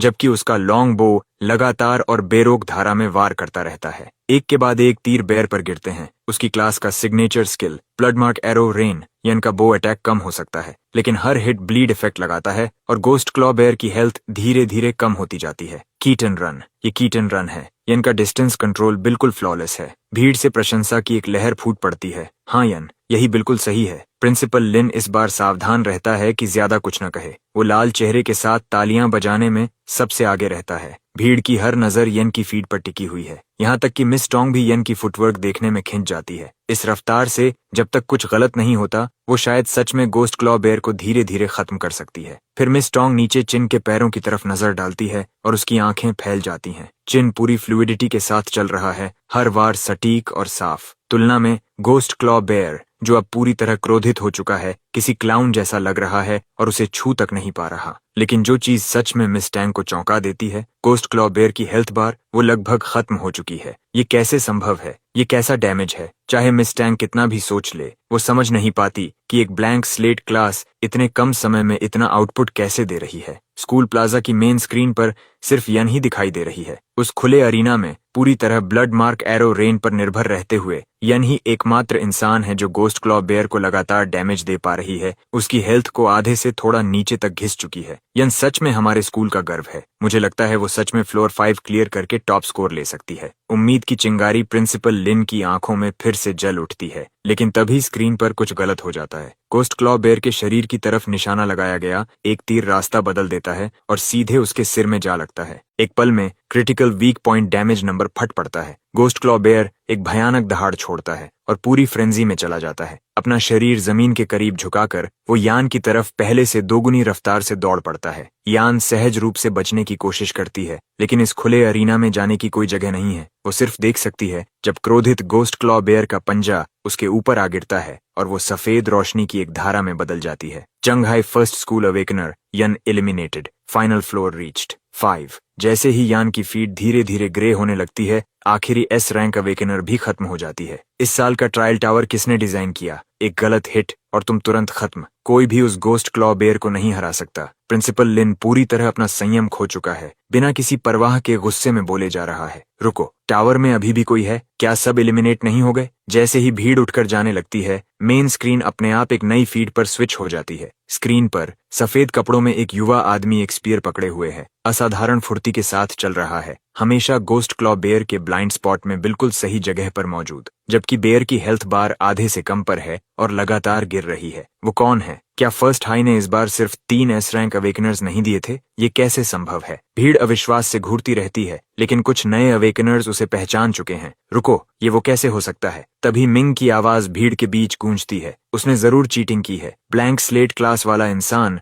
अनडाइंग ट्री स्पिरिट से आगे कैसे जा सकता है? मिंग की बात सबके दिल पर लगती है। उन सब ने ट्रायल टावर पार किया है। हर फ्लोर क्रूर और निर्दयी है। उसने चीटिंग की, उसे चीटिंग करनी ही पड़ी होगी। प्रिंसिपल को उसे सजा देनी चाहिए। लेकिन आरोपों के बीच भी गोस्ट क्लॉ बेयर की एचपी बार लगातार गिरती रहती है, टिक बाय टिक। अचानक मिंग इशारा करता है, देखो, वो एचपी बार अटैक से नीचे नहीं जा रही। उसने जरूर चीटिंग की है। मिंग की बातों से गुस्से की लहर दौड़ जाती है। लोग खड़े हो जाते हैं और पूरी भीड़ एक साथ गरजती है, चीटर, क्योंकि अंदर से वो ये स्वीकार ही नहीं कर पा रहे कि ब्लैंक स्लेट क्लास वाला कोई इंसान उनसे बेहतर प्रदर्शन कर सकता है। इसी बीच ट्रायल टावर के फ्लोर 5 पर मैंने गोस्ट क्लॉ बेयर पर गोस्ट फायर वेनम की पूरी 10 लेयर्स चढ़ा दी हैं। उसका फर लगभग पूरी तरह आग में घिर चुका है। गोस्ट क्लॉ बेयर और नहीं सह पाता और जमीन पर गिर जाता है। विशाल एक्सपीरियंस सर्ज मुझे सीधे लेवल पिम्बरन तक पहुंचा देता है। बिना किसी हिचकिचाहट के मैं ऑफरिंग रिचुअल करता हूँ। Ghost claw bear soul flame offering सफल हुई। इनेट स्किल प्राप्त हुई, सैवेज चार्ज। टारगेट की तरफ डैश करो, हिट होने पर स्टन, एक मोबिलिटी स्किल। मैं खुशी से भर जाता हूँ। तभी एक आवाज गूंजती है, ट्रायल टावर के सभी फ्लोर्स क्लियर करने पर बधाई। क्या आप हिडन फ्लोर अनलॉक करना चाहते हैं? हिडन फ्लोर ब्रॉडकास्ट नहीं होगा। ये सुनकर मैं वहीं रुक जाता हूँ। हर ट्रायल टावर में हमेशा सिर्फ 5 फ्लोर्स होते थे। डिजाइनर आखिर सोच क्या रहा है? लेकिन मैं पहले ही यहाँ हूँ, देख ही लेता हूँ। मैं हिडन फ्लोर चुनता हूँ। शब्द मुश्किल से मेरे मुंह से निकलते हैं और अगले ही पल मैं बादलों को चीरती हुई एक पहाड़ी की चोटी पर खड़ा हूँ। चारों तरफ सफेद हड्डियों और मॉन्स्टर के अवशेषों का समुद्र फैला हुआ है। यहाँ किस तरह का जीव छिपा हुआ है? मैं जम जाता हूँ। फिर एक विशाल हड्डियों के जायंट के पीछे से एक जोड़ी बड़ी आंखें मुझे उत्सुकता से देखती हैं, लेकिन उन आंखों की पुतलियां सुनहरी और चीरे जैसी हैं और हड्डियों के पीछे से पंखों की एक जोड़ी दिखाई देती है, छोटे, युवा, लेकिन गर्व से भरे हुए। मैं मुश्किल से निगलता हूँ, हे भगवान, यहाँ ड्रैगन हैचलिंग किसने डाल दिया? ड्रैगन किन, सभी मॉन्स्टर्स में सबसे भयावह प्रजातियों में से एक, फूड चेन के सबसे ऊपर जन्म लेने वाले, यहाँ तक कि सबसे कमजोर ड्रैगन हैचलिंग भी गोल्ड रैंक बॉस जितनी ताकत रखता है। लगता है मेरी यात्रा यहीं तक थी। मैं आधे हार मानते हुए बुदबुदाता हूँ। इस साल ट्रायल टावर किसने डिजाइन किया, ये अब मायने नहीं रखता। मुझे अच्छी तरह पता है कि मेरे सामने क्या है। ये मासूम दिखने वाला हैचलिंग ऐसी चीज है जिसे मेरा हथियार खरोंच तक नहीं सकता। उसकी एक सांस और मैं राख बन जाऊंगा। मैं अपना साधारण आयरन स्पीयर नीचे रख देता हूँ और उसकी तरफ चलने लगता हूँ। अगर वो एक सांस में मुझे एलिमिनेट कर भी दे तो ठीक है, लेकिन मेरी हैरानी की बात यह है कि युवा ड्रैगन बिल्कुल भी आक्रामकता नहीं दिखाता। वो बस अपनी बड़ी जिज्ञासु आंखों से मुझे ध्यान से देखता रहता है। मैं उसके बिल्कुल पास तक चला जाता हूँ और फिर भी वो कोई प्रतिक्रिया नहीं देता। और फिर जैसे ही मेरी नजरें इस ड्रैगन हैचलिंग से मिलती हैं, मेरे सामने एक प्रॉम्प्ट प्रकट होता है। जुवेनाइल ऑब्सीडियन ड्रैगन आपको एक बॉन्ड ऑफर करता है। क्या आप बॉन्ड बनाना चाहते हैं? उस पल मेरा जबड़ा नीचे गिर जाता है। क्या? मेरे शरीर की हर कोशिका बिजली जैसी खुशी से भर जाती है। ये सच में मेरे साथ हो रहा है। किसी मॉन्स्टर के साथ बॉन्ड बनाना बेहद दुर्लभ होता है। एक बार सील होने के बाद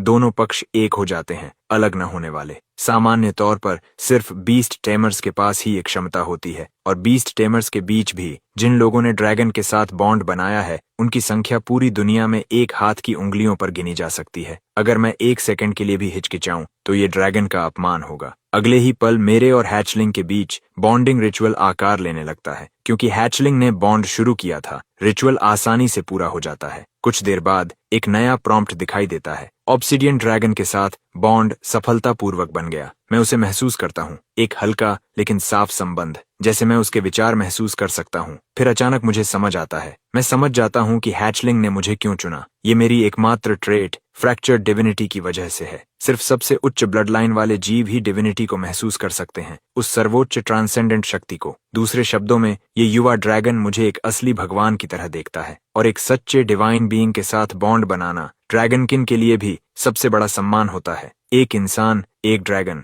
दोनों यही सोच रहे हैं कि उन्होंने जैकपॉट जीत लिया। बॉन्ड पूरा होते ही एक और प्रॉम्प्ट दिखाई देता है। ट्रायल टावर क्लियर करने पर बधाई, हिडन फ्लोर क्लियर, आपको बाहर ट्रांसपोर्ट किया जाएगा। क्या आप अपने बॉन्डेड क्रीचर ऑब्सिडियन ड्रैगन को समनिंग स्पेस में रिकॉल करना चाहते हैं? मैं तुरंत कंफर्म कर देता हूँ। उसी समय ट्रायल टावर के सेंट्रल कंट्रोल रूम में नाई अंदर आती है और स्क्रीन पर नोटिफिकेशन देखती है। इस साल का ट्रायल टावर समाप्त हो चुका है। सभी पार्टिसिपेटिंग अवेकनर्स को बाहर ट्रांसपोर्ट कर दिया गया है। नाई कंट्रोल पैनल की तरफ चलती है, बिल्कुल भी हैरान नहीं। एक एडल्ट गोस्ट क्लॉ बेयर ऐसी चीज कभी नहीं था जिसे कोई नया अवेकेंड अवेकनर संभाल सके। हिडन फ्लोर, जिसे बनाने में उसने इतनी मेहनत की थी, वहां तक कोई पहुंचने वाला ही नहीं था। जुवेनाइल ऑब्सिडियन ड्रैगन को रिसर्च इंस्टीट्यूट के साथ एक जॉइंट ऑपरेशन में पकड़ा गया था, और क्योंकि रिसर्च फंडिंग अभी अप्रूव नहीं हुई थी, उसने उसे हिडन फ्लोर में रख दिया था। एक जुवेनाइल ड्रैगन, फिर भी ऐसी चीज जो किसी भी नए अवेकनर की क्षमता से बाहर थी। कम से कम वो ऐसा ही सोचती थी।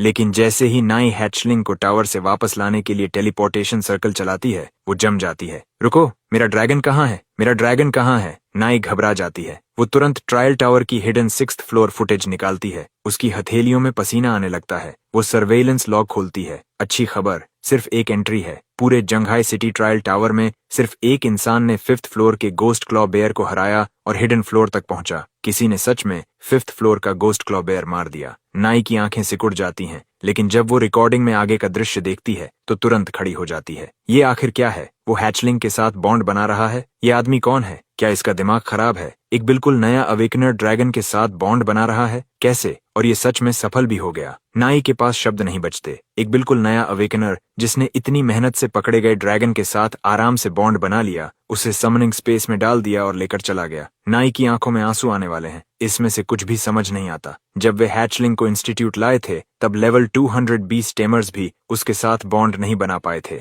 ड्रैगन ने उन्हें स्वीकार ही नहीं किया था। लेकिन इस फुटेज में ये नया अवेकेंड नोबडी बिना किसी परेशानी के सब कर देता है। बस चलता हुआ आता है और हैचलिंग के साथ ऐसे बॉन्ड बना लेता है जैसे ये कोई बड़ी बात ही ना हो। ये इंसान आखिर है कौन? नाई तुरंत कंट्रोल पैनल पर सर्च करना शुरू कर देती है। ये बात बाहर नहीं जानी चाहिए। अगर ऐसा हुआ तो ड्रैगन हैचलिंग्स में रुचि रखने वाले हर देश के हर फैक्शन यहाँ पहुंच जाएंगे और उस बच्चे की जान खतरे में पड़ जाएगी। ये एक संकट है। उसे तुरंत एग्जामिनर से संपर्क करना होगा। इसी बीच फर्स्ट हाई की अवेकनिंग सेरेमोनी में मेरे क्लियर होने की घोषणा सार्वजनिक हो जाती है और उसके साथ अविश्वास और गुस्से का तूफान उठ खड़ा होता है। इन्वेस्टिगेशन की मांगें उठने लगती हैं और चीटर को सजा देने की आवाजें गूंजती हैं। ट्रैश क्लास को इस साल का ट्रायल टावर बर्बाद मत करने दो। इसी बीच एग्जामिनर यांग भी एक असंभव स्थिति में फंस जाता है। उसने खुद पूरी अवेकनिंग सेरेमोनी और ट्रायल टावर की निगरानी की थी, यहाँ तक कि वो खुद भी इस बात पर विश्वास नहीं कर पा रहा कि ब्लैंक स्लेट क्लास वाला कोई इंसान ट्रायल टावर का 5th फ्लोर क्लियर कर सकता है। लेकिन टावर ने आज तक कभी गलती नहीं की। फिर अचानक बिना किसी वार्निंग के उसका कम्युनिकेटर बज उठता है। क्या ये फर्स्ट हाई के एग्जामिनर हैं? मैं इस ट्रायल टावर की डिजाइनर हूँ। एग्जामिनर यांग तुरंत सीधा खड़ा हो जाता है। रैंक और अथॉरिटी दोनों में नाई उससे बहुत ऊपर थी। उसकी आवाज में बहस की कोई जगह नहीं थी। मैं आदेश देती हूँ, इसे तुरंत लॉकडाउन कर दो। किसी को पता नहीं चलना चाहिए कि कोई हिडन फ्लोर तक पहुंचा था। इस ट्रायल टावर में सिर्फ 5 फ्लोर्स हैं, 5 फ्लोर्स और बस। कोई हिडन फ्लोर नहीं, क्लियर। यांग जल्दी से सिर हिलाता है और अचानक उसे कुछ समझ आता है। उसने ये पहले भी पुराने ट्रायल टावर्स में देखा था, ऐसे अवेकनर्स जिन्होंने इतना शानदार प्रदर्शन किया कि अथॉरिटीज ने उन्हें मार्क कर लिया। उन लोगों से जुड़ी हर इंफॉर्मेशन बिना किसी एक्सेप्शन के क्लासिफाइड कर दी जाती थी। कॉल खत्म हो जाती है। यांग का एक्सप्रेशन कठोर हो जाता है। अवेकनिंग सेरेमनी के ऑफिशियल एग्जामिनर के रूप में मुझे ट्रायल टावर सिस्टम से कन्फर्मेशन मिल गया है। मैं आधिकारिक रूप से घोषणा करता हूं कि यह ट्रायल टावर बिना किसी इरेगुलरिटी, चीटिंग या फाउल प्ले के पूरी तरह नॉर्मल चला। फिर वह आगे कहता है, अब मैं पर्सनली इस ट्रायल टावर के टॉप स्कोरर को स्पेशल रिवॉर्ड दूंगा। पूरा सेरेमनी एरिया एकदम खामोश हो जाता है। कुछ मोमेंट्स पहले तक जो क्राउड चिल्ला रही थी अब पूरी तरह स्टंट थी। उसी समय मैं ट्रायल टावर से बाहर ट्रांसपोर्ट हो जाता हूँ। हर दिशा से कैमरास मेरी तरफ घूम जाते हैं। यांग आगे बढ़ता है और मेरे हाथ में एक एनवलोप रख देता है। ये जंघाई सिटी इक्विपमेंट वॉल्ट का वेपन एक्सचेंज वाउचर है, साथ में 100,000 गोल्ड कॉइन्स भी। इस वाउचर से तुम लेवल 3 से नीचे का कोई भी गोल्ड रैंक गियर क्लेम कर सकते हो। एक्साइटमेंट की एक लहर मेरे अंदर दौड़ जाती है। गोल्ड रैंक गियर, सच में उम्मीद नहीं थी कि ऑफिशियल्स इतना बड़ा रिवॉर्ड देंगे, लेकिन मैं अभी एक्साइटमेंट में था कि मिंग मेरी तरफ घूरता है। हाथ में पकड़े वाउचर को देखकर उसकी आंखों में मुश्किल से छिपा गुस्सा दिखाई देता है। ऐसे इंसान को गोल्ड रैंक गियर क्यों? पूरी बर्बादी है। क्राउड तुरंत मिंग का साथ देने लगती है। तो क्या हुआ अगर ये फर्स्ट आया? ये गार्बेज क्लास असली कम्बैट में जाते ही टूट जाएगी। ऑफिशियल्स ऐसे आदमी पर गोल्ड रैंक वाउचर फेंक रहे हैं। ये तो पर्ल्स को स्वाइन के सामने फेंकने जैसा है। ताने और शक लगातार बढ़ते जाते हैं। मैं बस हल्का हंसता हूँ, सिर हिलाता हूँ और क्राउड छोड़कर चला जाता हूँ। लेकिन जैसे ही अपने छोटे से अपार्टमेंट में कदम रखता हूँ, अचानक दिमाग में अर्जेंसी की लहर दौड़ जाती है। बुरा हुआ हैचलिंग समन स्पेस से बाहर आने वाला था और मैंने अभी रिलीज करने की परमिशन भी नहीं दी थी। अगले ही पल अपार्टमेंट के अंदर एक चमकता हुआ समनिंग सर्कल फट पड़ता है। ये छोटा सा खुद ही बाहर निकल आया। ऑब्सीडियन ड्रैगन हैचलिंग अपनी स्लिट आइज से पूरे कमरे को क्यूरियोसिटी से देखने लगता है। अभी इसकी लंबाई लगभग 1 मीटर थी, लेकिन फिर भी अपार्टमेंट छोटा लगने लगा था। मैं माथे पर हाथ रख लेता हूँ। ड्रैगन पालना साफ तौर पर बहुत एक्सपेंसिव होने वाला था, लेकिन हैचलिंग को छोटे स्पेस से कोई परेशानी नहीं थी। उल्टा वह क्यूरियोसिटी के साथ अपार्टमेंट के हर कोने को सूंघने लगता है। एक बार विंग्स फड़फड़ाता है, काउच पर कूदता है और आराम से खुद को कॉइल करके लेट जाता है। अजीब बात थी, लेकिन मैं थोड़ा इमोशनल हो जाता हूँ। एक ड्रैगन जो वेल्थ देखकर जज नहीं करता। मैं राहत की सांस भी नहीं ले पाया था कि हैचलिंग अपनी आंखें मुझ पर टिकाता है और 2 छोटे बेचारे जैसे क्राइज निकालता है। उसे भूख लगी थी। मैं तुरंत फ्रिज खोलता हूँ और सब कुछ खंगालने लगता हूँ। शुक्र था कुछ फ्रोजन मीट बचा हुआ था। मैं छोटे किचन में जल्दी जल्दी काम करने लगता हूँ। हैचलिंग फ्रिज के ऊपर बैठकर मॉडल स्टूडेंट की तरह मुझे देख रहा था, लेकिन जैसे ही मैं फ्रेशली कुक्ड मीट प्लेट में रखने जाता हूँ, वह उसे झपट लेता है और पूरा का पूरा निगल जाता है। इसकी एपिटाइट बिल्कुल अब्सर्ड थी। जो खाना कम से कम 2 वीक्स चलना था, वह एक ही मील में खत्म हो गया।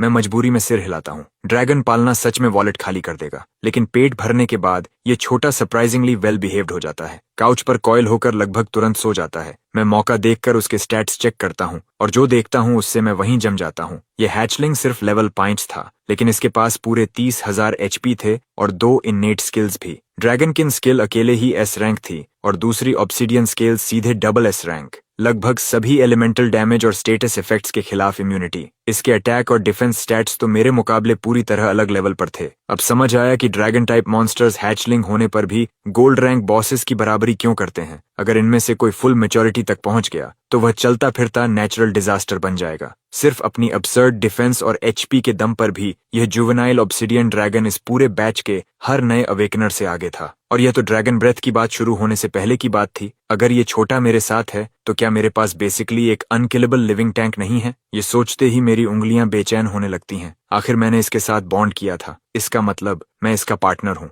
हे इधर आओ, मैं थॉट भेजता हूँ। सोया हुआ हैचलिंग एक आंख खोलता है, मुझे पूरी बेपरवाही से देखता है, फिर दोबारा आंख बंद कर लेता है जैसे उसने कुछ सुना ही नहीं, और फिर आराम से वापस सो जाता है। मैं पूरी तरह टूट जाता हूँ। मैसेज उसे मिला था, बस जवाब देना जरूरी नहीं समझा। क्या मैं कुछ गलत कर रहा हूँ? मैं उठकर डेस्क पर रखा टर्मिनल खोलता हूँ, फर्स्ट हाई डेटाबेस में लॉगिन करता हूँ और बीस्ट टेमर फंडामेंटल सर्च करने लगता हूँ। उसी समय जंघाई सिटी के सेंट्रल कंट्रोल रूम में नाई की पतली उंगलियां भी उसके टर्मिनल पर तेजी से चल रही थीं। ज्यादा समय नहीं लगता, वह मेरी पूरी प्रोफाइल निकाल लेती है। एन पीछे झुकती है, दोनों हाथ सिर के पीछे स्ट्रेच करती है। ब्लैंक स्लेट क्लास, और फिर भी किसी तरह ड्रैगन के साथ बॉन्ड कर लिया। अगली सुबह मैं वाउचर हाथ में लेकर सीधा जंघाई इक्विपमेंट वॉल्ट पहुंच जाता हूँ। एंट्रेंस पर सिक्योरिटी मेरे क्रेडेंशियल्स चेक करती है और मैं अंदर चला जाता हूँ। वॉल्ट में रोज के बाद रोज गियर से भरी हुई थी, लेवल और क्लास के हिसाब से व्यवस्थित। लेकिन मैं यहाँ उसके लिए नहीं आया था। मुझे ऑफ हैंड वेपन चाहिए था, एक वॉर शील्ड। सिर्फ काइटिंग ज्यादा दूर तक नहीं ले जा सकती, तुम्हें ऐसी चीज चाहिए जो ब्लॉक भी करे और जवाब भी दे सके। मैं शील्ड सेक्शन की तरफ बढ़ता हूँ, जहाँ हर आकार और साइज की शील्ड्स शेल्फ्स पर रखी थीं, एक के बाद एक रोज। मेरी नजर वॉर शील्ड्स पर घूम रही थी कि अचानक एक नाम पर रुक जाती है, टाइगर फैंग वॉर शील्ड। मैं आगे बढ़कर उसके स्टैट्स चेक करता हूँ। तुरंत इन्फॉर्मेशन सामने आ जाती है, strong block effect, damage reduction, bonus trait, counter on block. Successful block होने पर काउंटर अटैक डैमेज 30% बढ़ जाता है। पूरी तरह गोल्ड रैंक आइटम। ये शील्ड जंघाई सिटी के लेवलिंग जोन्स में चाइन की लाइफलाइन बनने वाली थी। चेकआउट प्रोसेस खत्म करने के बाद चिन हाथ में टाइगर फैंग वॉर शील्ड लेकर वॉल्ट से बाहर निकलता है। जंघाई सिटी की सड़कों पर लोगों की भीड़ उमड़ी हुई थी। आज वह दिन था जब नए अवेकनर्स ऑफिशियली प्रोफेशनल फाइटर्स बनते थे। हर गिल्ड जोर जोर से रिक्रूटमेंट कर रही थी। हर कोने पर फ्री एजेंट्स अपनी टीम्स बना रहे थे, लेकिन सबसे ज्यादा वेंडर्स थे, क्योंकि उनके लिए नए अवेकनर्स स्टार्टर गियर खरीदने का बहुत बड़ा मौका थे। हर कोई ऑक्शन हाउस से पूरा सेट खरीदने की हैसियत नहीं रखता। तभी डेनिम जैकेट पहना एक स्ट्रीट वेंडर चिन को देखता है और सीधे उसका रास्ता रोक लेता है। उसकी आंखें चमक रही थीं।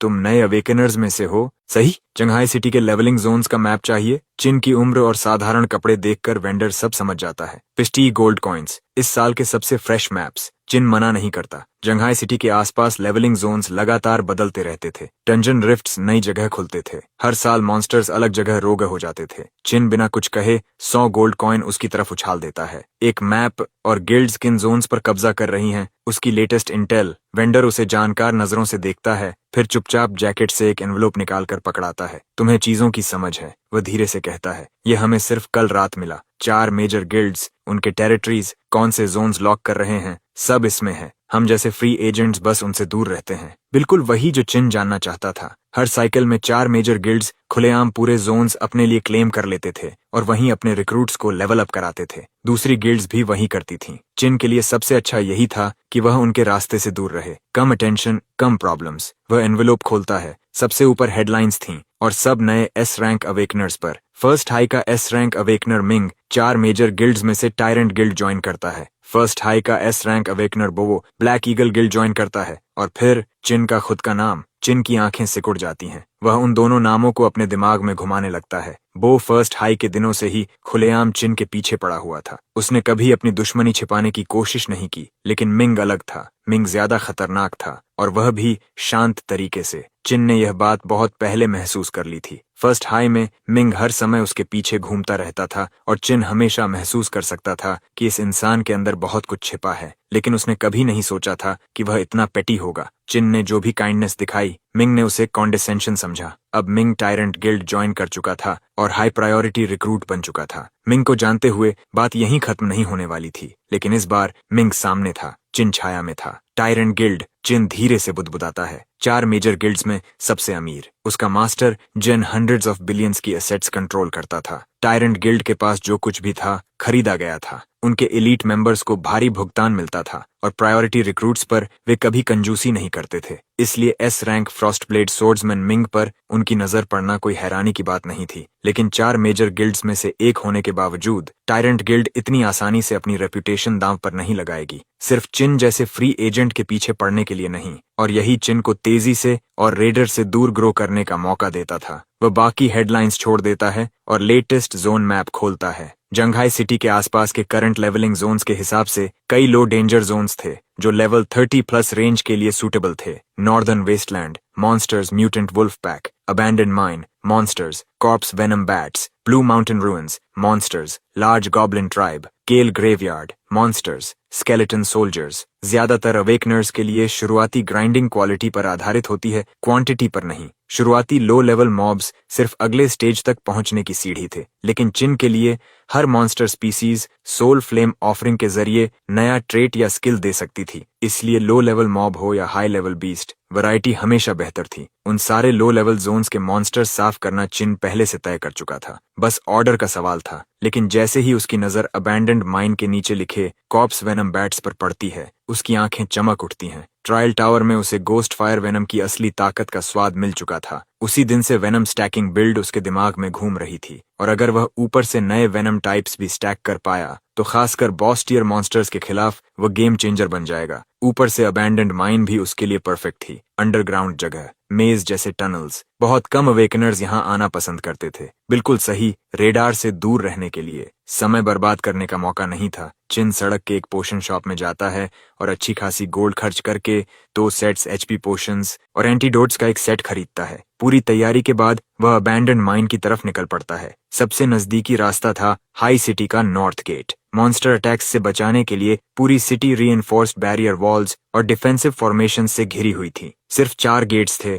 नॉर्थ, साउथ, ईस्ट और वेस्ट। हर गेट पर ऑफिशियल फोर्सेस की भारी सिक्योरिटी थी। अंदर या बाहर जाने वाले हर अवेकनर का रिकॉर्ड रखा जाता था। सुनने में आता था कि यह सिर्फ मॉन्स्टर्स के लिए नहीं, दूसरे देशों के एनिमी अवेकनर्स को रोकने के लिए भी था। सारे चेक पॉइंट्स क्लियर करने के बाद चिन पहली बार ऑफिशियली एक प्रोफेशनल अवेकनर के रूप में सिटी के बाहर कदम रखता है। उसके सामने एक एंडलेस विल्डरनेस फैली हुई थी। जो कभी इंसानी सिविलाइजेशन थी वह सैकड़ों सालों में मॉन्स्टर्स और डंजन्स के बीच मिट चुकी थी। सिर्फ धुंधले निशान बाकी थे। जैसे जैसे चिन जंघाई सिटी से दूर जाता है, अवेकनर्स की भीड़ कम होने लगती है। चिन अपना स्टेटस पैनल खोलता है। Class god for second level 15 HP 1950 MP 230 con 50 traits savage D rank blade core regeneration S rank ghost fire A rank skills tide step B rank boiling beast blood A rank savage charge B rank. अब tiger fang war shield equip करने के बाद उसकी DF और HP दोनों काफी बढ़ चुके थे। ट्रेड साइड पर उसने सैवेज, लाइट कोर रिजनरेशन और गोस्ट फायर वेनम कलेक्ट कर लिए थे।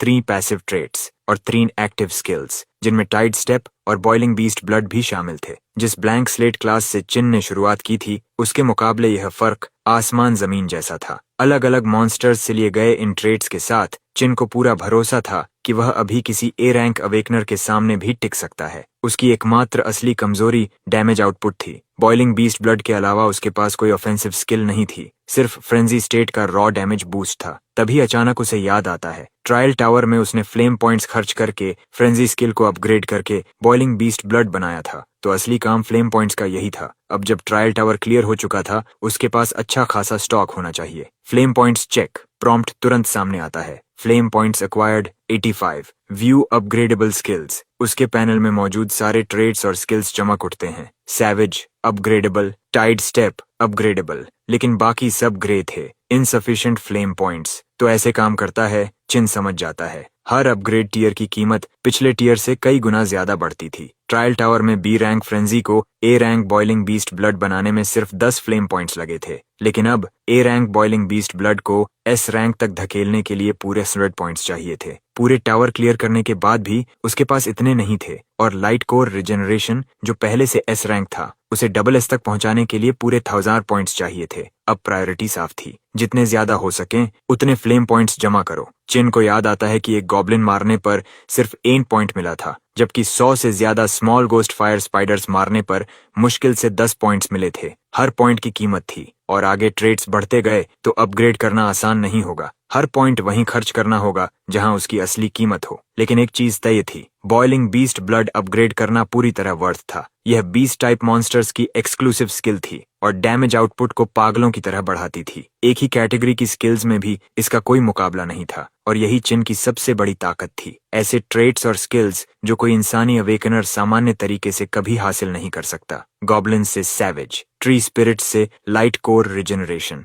गोस्ट फायर स्पाइडर्स से गोस्ट फायर वेनम, यही चिन की one of a kind advantage थी। मैप फॉलो करते हुए चिन अबैंडन्ड माइन तक पहुंचता है। वह बिल्कुल सुनसान जगह के बीचों बीच थी। एंट्रेंस आधा गिर चुका था और बाकी आधा सिर्फ डीले पत्थरों के सहारे टिका हुआ था। कोई हैरानी नहीं कि ज्यादातर लोग यहाँ नहीं आते। चिन को भी अंदर जाने से पहले खुद को थोड़ा मेंटली तैयार करना पड़ा। पहले बाहर का एरिया चेक करते हैं, अगर कुछ भी कोलैप्स होने जैसा लगा तुरंत बाहर। वह बैग से एक ग्लास ट्यूब निकालता है। उसके अंदर एक फायरफ्लाई जैसी क्रीचर शांति से बैठी थी। उसकी नरम रोशनी चिन के आसपास 3 से 4 मीटर्स तक उजाला कर रही थी। इन्हें ग्लो बग्स कहा जाता था। एक और म्यूटेटेड स्पीसीज जिसे उसने स्ट्रीट वेंडर से खरीदा था। सस्ती, भरोसेमंद और लंबे समय तक चलने वाली लाइट, हर अंडरग्राउंड डंजन के लिए जरूरी चीज। ग्लो बग हाथ में लेकर चिन एक एक कदम संभल कर माइन के अंदर उतरने लगता है। टूटे फूटे स्टोन वॉल्स देखकर साफ पता चलता था कि ये रूइंस कम से कम कई 100 साल पुराने थे। ज्यादा समय नहीं गुजरता कि जमीन पर कुछ दिखाई देता है। काले दानेदार ड्रॉपिंग्स, बैट साइन। चिन ग्लो बग को बेल्ट पर लगाता है, एक हाथ में क्रूड आयरन स्पीयर निकालता है और दूसरे हाथ में टाइगर फैंग वॉर शील्ड उठा लेता है। ग्लो बग की हल्की रोशनी उसे आगे रास्ता दिखा रही थी। तभी अचानक सामने टनल की छत से पंखों की तेज आवाज आती है। अगले ही पल अंधेरे साए उसकी तरफ झपटते हैं। कम से कम 12 कॉर्प्स वेनम बैट्स, हर एक बाज जितना बड़ा। चिन तुरंत सिर झुकाता है और टाइगर फैंग वॉर शील्ड को अपने सिर और सीने के ऊपर उठा लेता है। अगले ही पल लगातार भारी टक्कर की आवाजें गूंजती हैं, लेकिन चिन मुश्किल से आधा कदम पीछे खिसकता है। डैमेज 0। यही गोल्ड रैंक शील्ड की ताकत थी। उसका स्ट्रॉन्ग ब्लॉक पूरे एम्बुश को अब्सॉर्ब कर चुका था। बैट्स ऐसे शील्ड से टकराईं जैसे किसी दीवार से टकरा गई हों। कई जमीन पर गिर गईं। स्टन्ड। चिन एक पल भी बर्बाद नहीं करता। स्पीयर उठाता है और सबसे नजदीक गिरी कॉर्प्स वेनम बैट के शरीर में जोर से घुसा देता है। ब्लेड मांस के अंदर धंस जाती है और उसके ऊपर डैमेज नंबर फूट पड़ता है। इट्स ऑफ 7 HP बार सामने आ जाता है। Corps venom bat level 11 HP 432। हर बैट के पास लगभग 400 HP थी। एक बार में 3-4 खत्म। चिन तुरंत दूसरा थ्रस्ट मारता है और बैट वहीं गिर जाती है। सफेद रोशनी चिन के ऊपर फैलती है। उसका एक्सपीरियंस बार साफ बढ़ता हुआ दिखता है। चिन के करंट लेवल के हिसाब से यह डिसेंट XP था, लेकिन एक बैट की मौत बाकी सभी को डरा देती है और अगले ही पल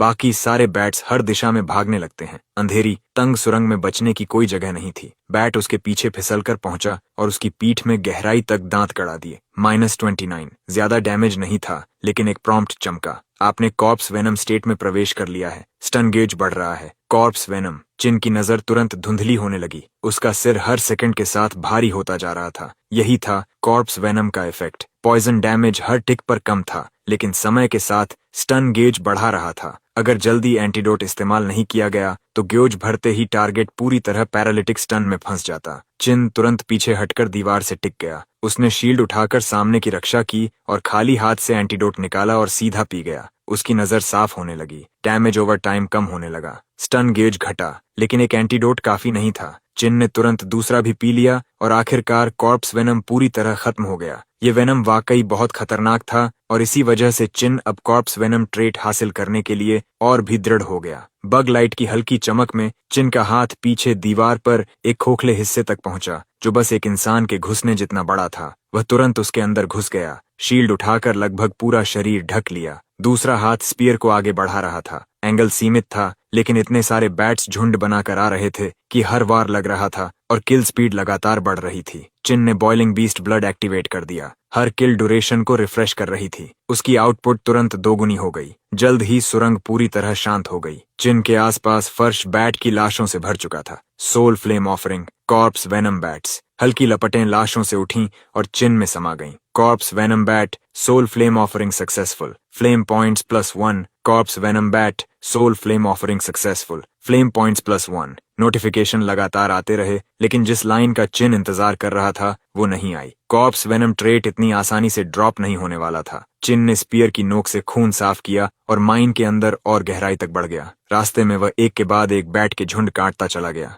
हालात और खराब करने वाली चीज थी माइन की बनावट। इस घुप अंधेरे टनल मेज में बैट्स हमेशा चिन को उससे पहले महसूस कर लेते थे। जैसे ही वह किसी नेस्ट के पास पहुंचता, वे पहले ही हमला कर देते। एक छोटी सी गलती और फिर एक और बाइट, एक और कॉर्प्स वेनम प्रॉक। लेकिन XP बहुत अच्छा मिल रहा था। व्हाइट लाइट लगातार चिन में समा रही थी। उसका लेवल बढ़कर 17 पहुंच गया। उसने बैट की हर सोल फ्लेम ऑफर कर दी। नोटिफिकेशंस जमा होते गए और आखिरकार वो आवाज आई जिसका चिन इंतजार कर रहा था। ट्रेट एक्वायर्ड, कॉर्प्स वेनम मिल गया। चिन मुस्कुराया और अपना ट्रेट पैनल खोला। वहां था हरे रंग का corps venom entry. Corps venom rank B। Attack corps venom apply करता है, जो पॉइजन डैमेज ओवर टाइम देता है और स्टन गेज बढ़ाता है। बिल्कुल असली वाला, सीधे सोर्स से। चिन अच्छी तरह जानता था कि इसका शिकार बनना कैसा लगता है और किसी ह्यूमन अवेकनर पर इसका असर और भी ज्यादा होगा। Ultimate crowd control venom. तभी माइन की गहराई में खड़ा चिन अचानक अपनी रीढ़ में ठंडक महसूस करता है। उसने ऊपर देखा। 2 आंखें लाइट बल्ब जितनी बड़ी सीधे ऊपर से उसे घूर रही थीं।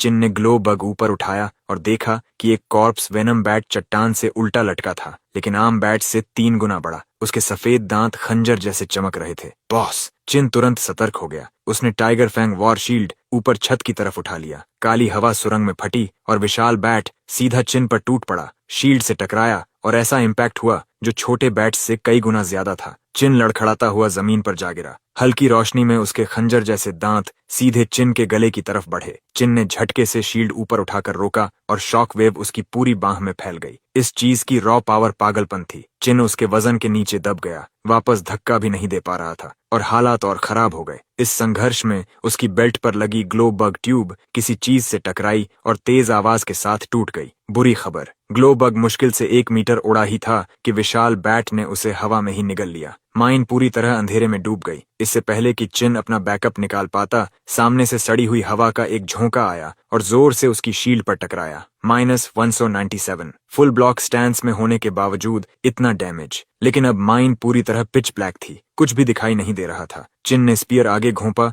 लेकिन कुछ नहीं लगा। अंधेरे में कॉर्प्स वेनम बैट किंग पूरी तरह अपने क्षेत्र में था। चिन सिर्फ उसके पंखों की आवाज से उसे ट्रैक कर सकता था। फिर सड़ी हुई हवा का एक और झोंका। हमला आ रहा है। चिन चुपचाप गिनने लगा। अभी! उसने तुरंत गोस्ट फायर वेनम एक्टिवेट किया। उसका साधारण आयरन स्पीयर अचानक आग में फट पड़ा और टनल रोशनी से भर गई। बैट किंग वहीं था। चिन ने स्पीयर सीधा उसमें घोंप दिया। -134 target is burning, target is poisoned. 2 notifications एक साथ आए। बैट किंग के शरीर पर आग फैल गई और पिच ब्लैक केव में तेज जलने लगी। अब छिपने की कोई जगह नहीं। चिन ने शील्ड उठाई, आगे बढ़ा और स्पीयर को लगातार बैट किंग में घोंपता गया। -137 burn damage 33, -129 burn damage 35। Spear के डैमेज के साथ बर्न और पॉइजन डैमेज मिलकर बैट किंग की एचपी तेजी से खत्म करने लगे। जाहिर था जो प्राणी गीली गुफाओं में रहता हो वह स्वाभाविक रूप से आग के खिलाफ कमजोर होगा। पूरी तरह आग में घिरा बैट किंग संकरी गुफा में पागलों की तरह तड़पने लगा, लेकिन आग बुझा नहीं पा रहा था। अंधेरे की आड़ खत्म होते ही जलता हुआ बैट किंग चिन के सामने चमकता हुआ टारगेट बन गया। चिन लगातार आगे बढ़ा।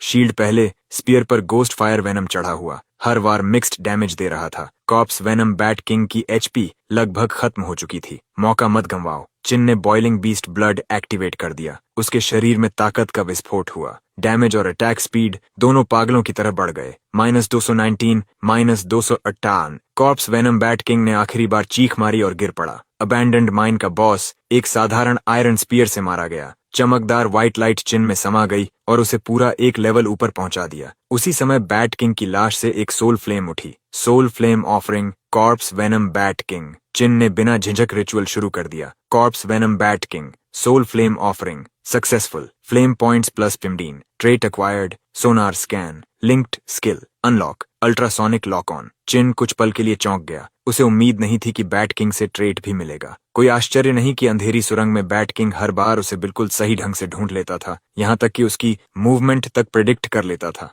वैज्ञानिक रूप से देखें तो बैट्स अल्ट्रासाउंड से अपना आसपास मैप करते हैं और शिकार ढूंढते हैं। लगता है ये कॉर्प्स वेनम बैट्स उस क्षमता को और आगे ले गए थे। चिन ने सोनार स्कैन खोला। स्किल पैनल में नया बी रैंक स्किल चमक रहा था। सोनार स्कैन रैंक बी। इफेक्ट, हर दिशा में हाई फ्रीक्वेंसी साउंड वेव्स छोड़ता है, आसपास के इलाके का मैप बनाता है और दुश्मनों की अनुमानित पोजीशन पता करता है। Effective range 30 metre. दुश्मन पर पहले हमला करने के लिए शानदार स्किल, और ये एक लो लेवल जोन बैट से आया था। एक प्रॉम्प्ट चमका। Current flame points 135। क्या आप किसी स्किल को अपग्रेड करना चाहते हैं? सही। अबैंडन्ड माइन क्लियर करने से उसके पास ए रैंक स्किल अपग्रेड करने जितने पॉइंट्स आ गए थे, लेकिन अभी उसके पास 3 विकल्प थे।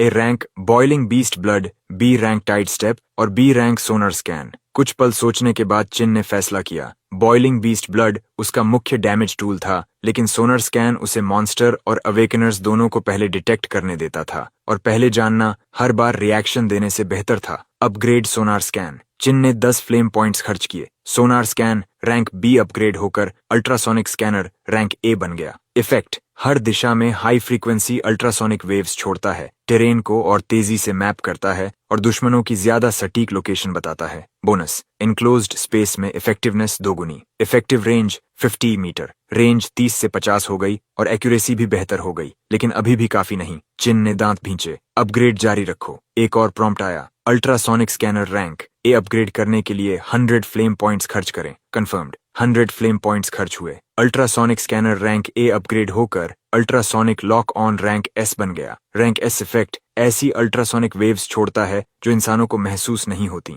आसपास के टेरेन को तेजी से मैप करता है और हर नजदीकी दुश्मन की एग्जैक्ट पोजीशन और मूवमेंट पाथ को पिन पॉइंट करता है। बोनस डॉट बोनस, इसमें स्टेल्थ या हिडन स्टेट में मौजूद दुश्मन भी शामिल होते हैं, लेकिन वॉइड स्टेट वाले नहीं। इफेक्टिव रेंज 100 मीटर, ये एक एस रैंक स्किल था। चिन को तुरंत महसूस हुआ कि वो 100 फ्लेम पॉइंट्स उसकी जिंदगी का सबसे बेहतरीन निवेश थे। रेंज बढ़कर पूरे 100 मीटर हो गई थी और अब ये स्टेल्थ और हिडन स्टेट वाले दुश्मनों को भी पकड़ सकता था। किसी भी असैसिन बिल्ड का परफेक्ट काउंटर। हाई स्कूल की 3 साल की कम्बैट सिमुलेशन क्लास ने चिन को एक बात सिखाई थी, असैसिन सबसे खतरनाक क्लास होते हैं। स्टेल्थ वाला शैडो असैसिन हमेशा पहला वार कर सकता है, लेकिन अल्ट्रासोनिक लॉक ऑन के साथ अब कोई फर्क नहीं पड़ता। अब चाहे कोई असैसिन चिन पर एम्बुश करने की कोशिश करे, वो लगभग नामुमकिन था। और ये 100 मीटर डिटेक्शन रेडियस का मतलब था कि चिन हाई डेंजर रोमिंग मॉन्स्टर्स से उसे नोटिस करने से पहले ही दूर रह सकता था। चाहे ग्राइंडिंग हो या डंजन रन, सब कुछ ज्यादा सुरक्षित हो गया और ये सब सिर्फ एक अबैंडन्ड माइन से मिला था। अगले 3 दिनों में चिन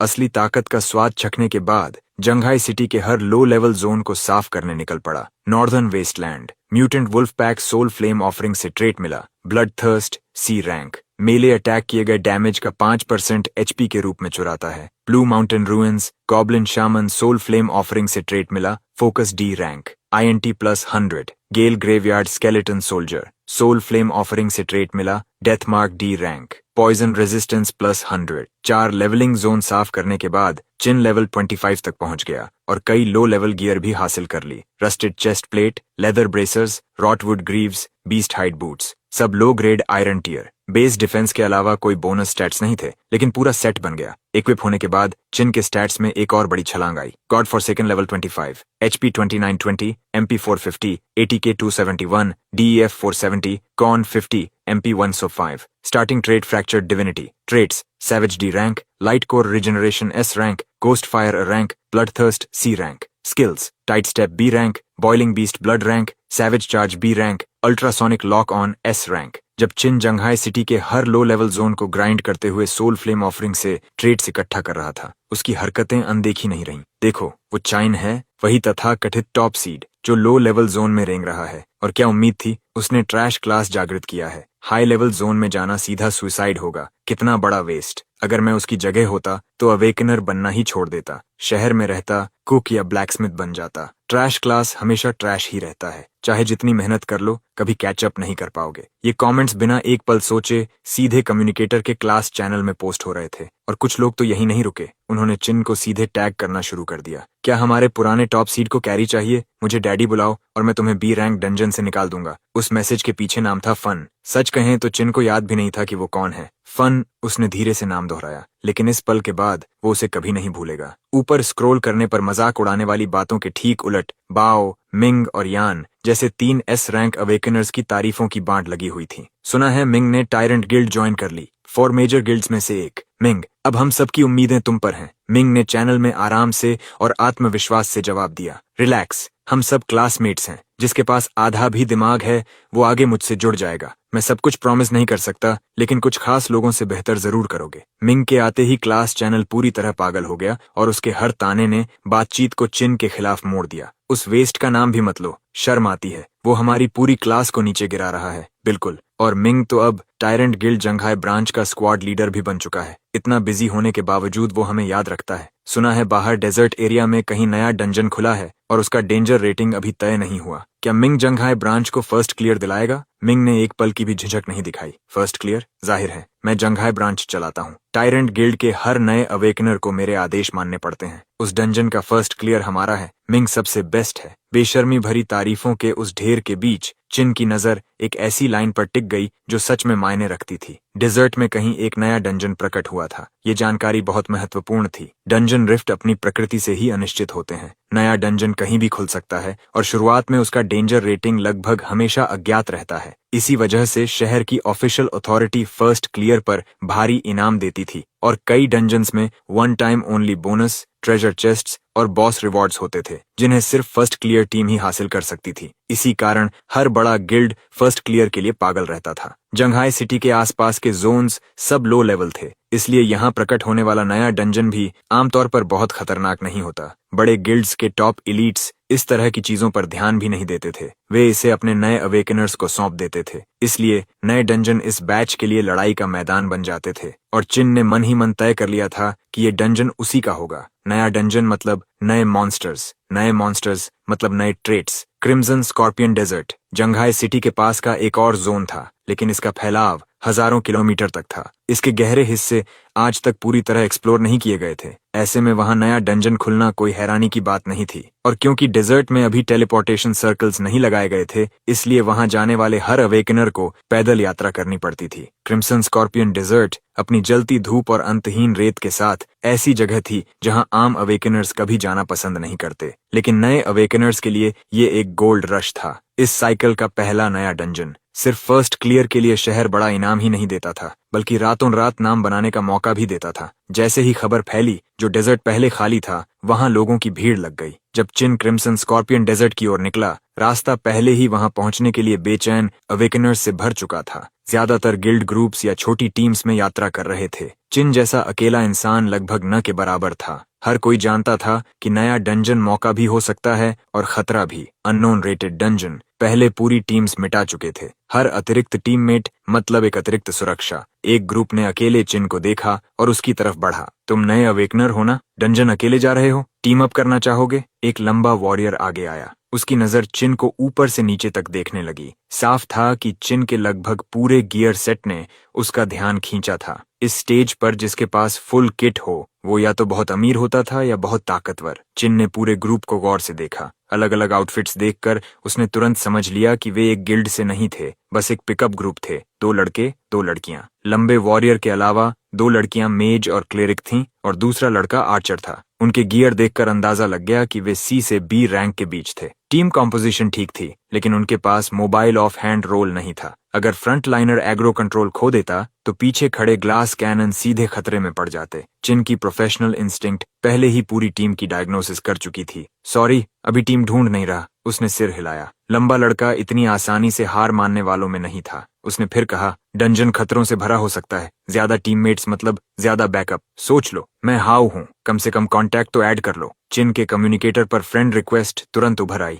लड़का सच्चा लग रहा था, लेकिन चिन एक्सेप्ट करता उससे पहले पीछे खड़ी क्लेरिक ने चिन को अजीब नजर से देखा। फिर उसने हाउ की बाजू खींचकर उसके कान में कुछ फुसफुसाया। हाउ का चेहरा तुरंत बदल गया। उसने बिना कुछ कहे फ्रेंड रिक्वेस्ट कैंसिल कर दी। रुको, तुम चिन हो? सॉरी, हम किसी और को ढूंढ लेंगे। सिर्फ 2 वाक्य। चिन सब समझ गया। क्लेरिक ने उसे पहचान लिया था, वही अवेकनर जिसने सेरेमोनी में ट्रैश ब्लैंक स्लेट क्लास चुना था। यहाँ तक कि ये लो रैंक पिकअप ग्रुप भी किसी ट्रैश क्लास प्लेयर को अपने ऊपर बोझ नहीं बनाना चाहता था। लेकिन चिन को कोई फर्क नहीं पड़ा। वह बिना दूसरी बार सोचे मुड़ा और आगे बढ़ गया। पीछे फुसफुसाहटें उसका पीछा करती रहीं। देखा, वो सच में चिन था जिसने ट्रैश क्लास चुना था। कहते हैं वो फर्स्ट हाई का टॉप सीड था, और अब उसका गियर देखो, हमसे भी ज्यादा बुरा हाल है। चिन ने सब अनसुना कर दिया। तभी उसका कम्युनिकेटर बज उठा। उसमें सिर्फ एक कांटेक्ट सेव था, यान।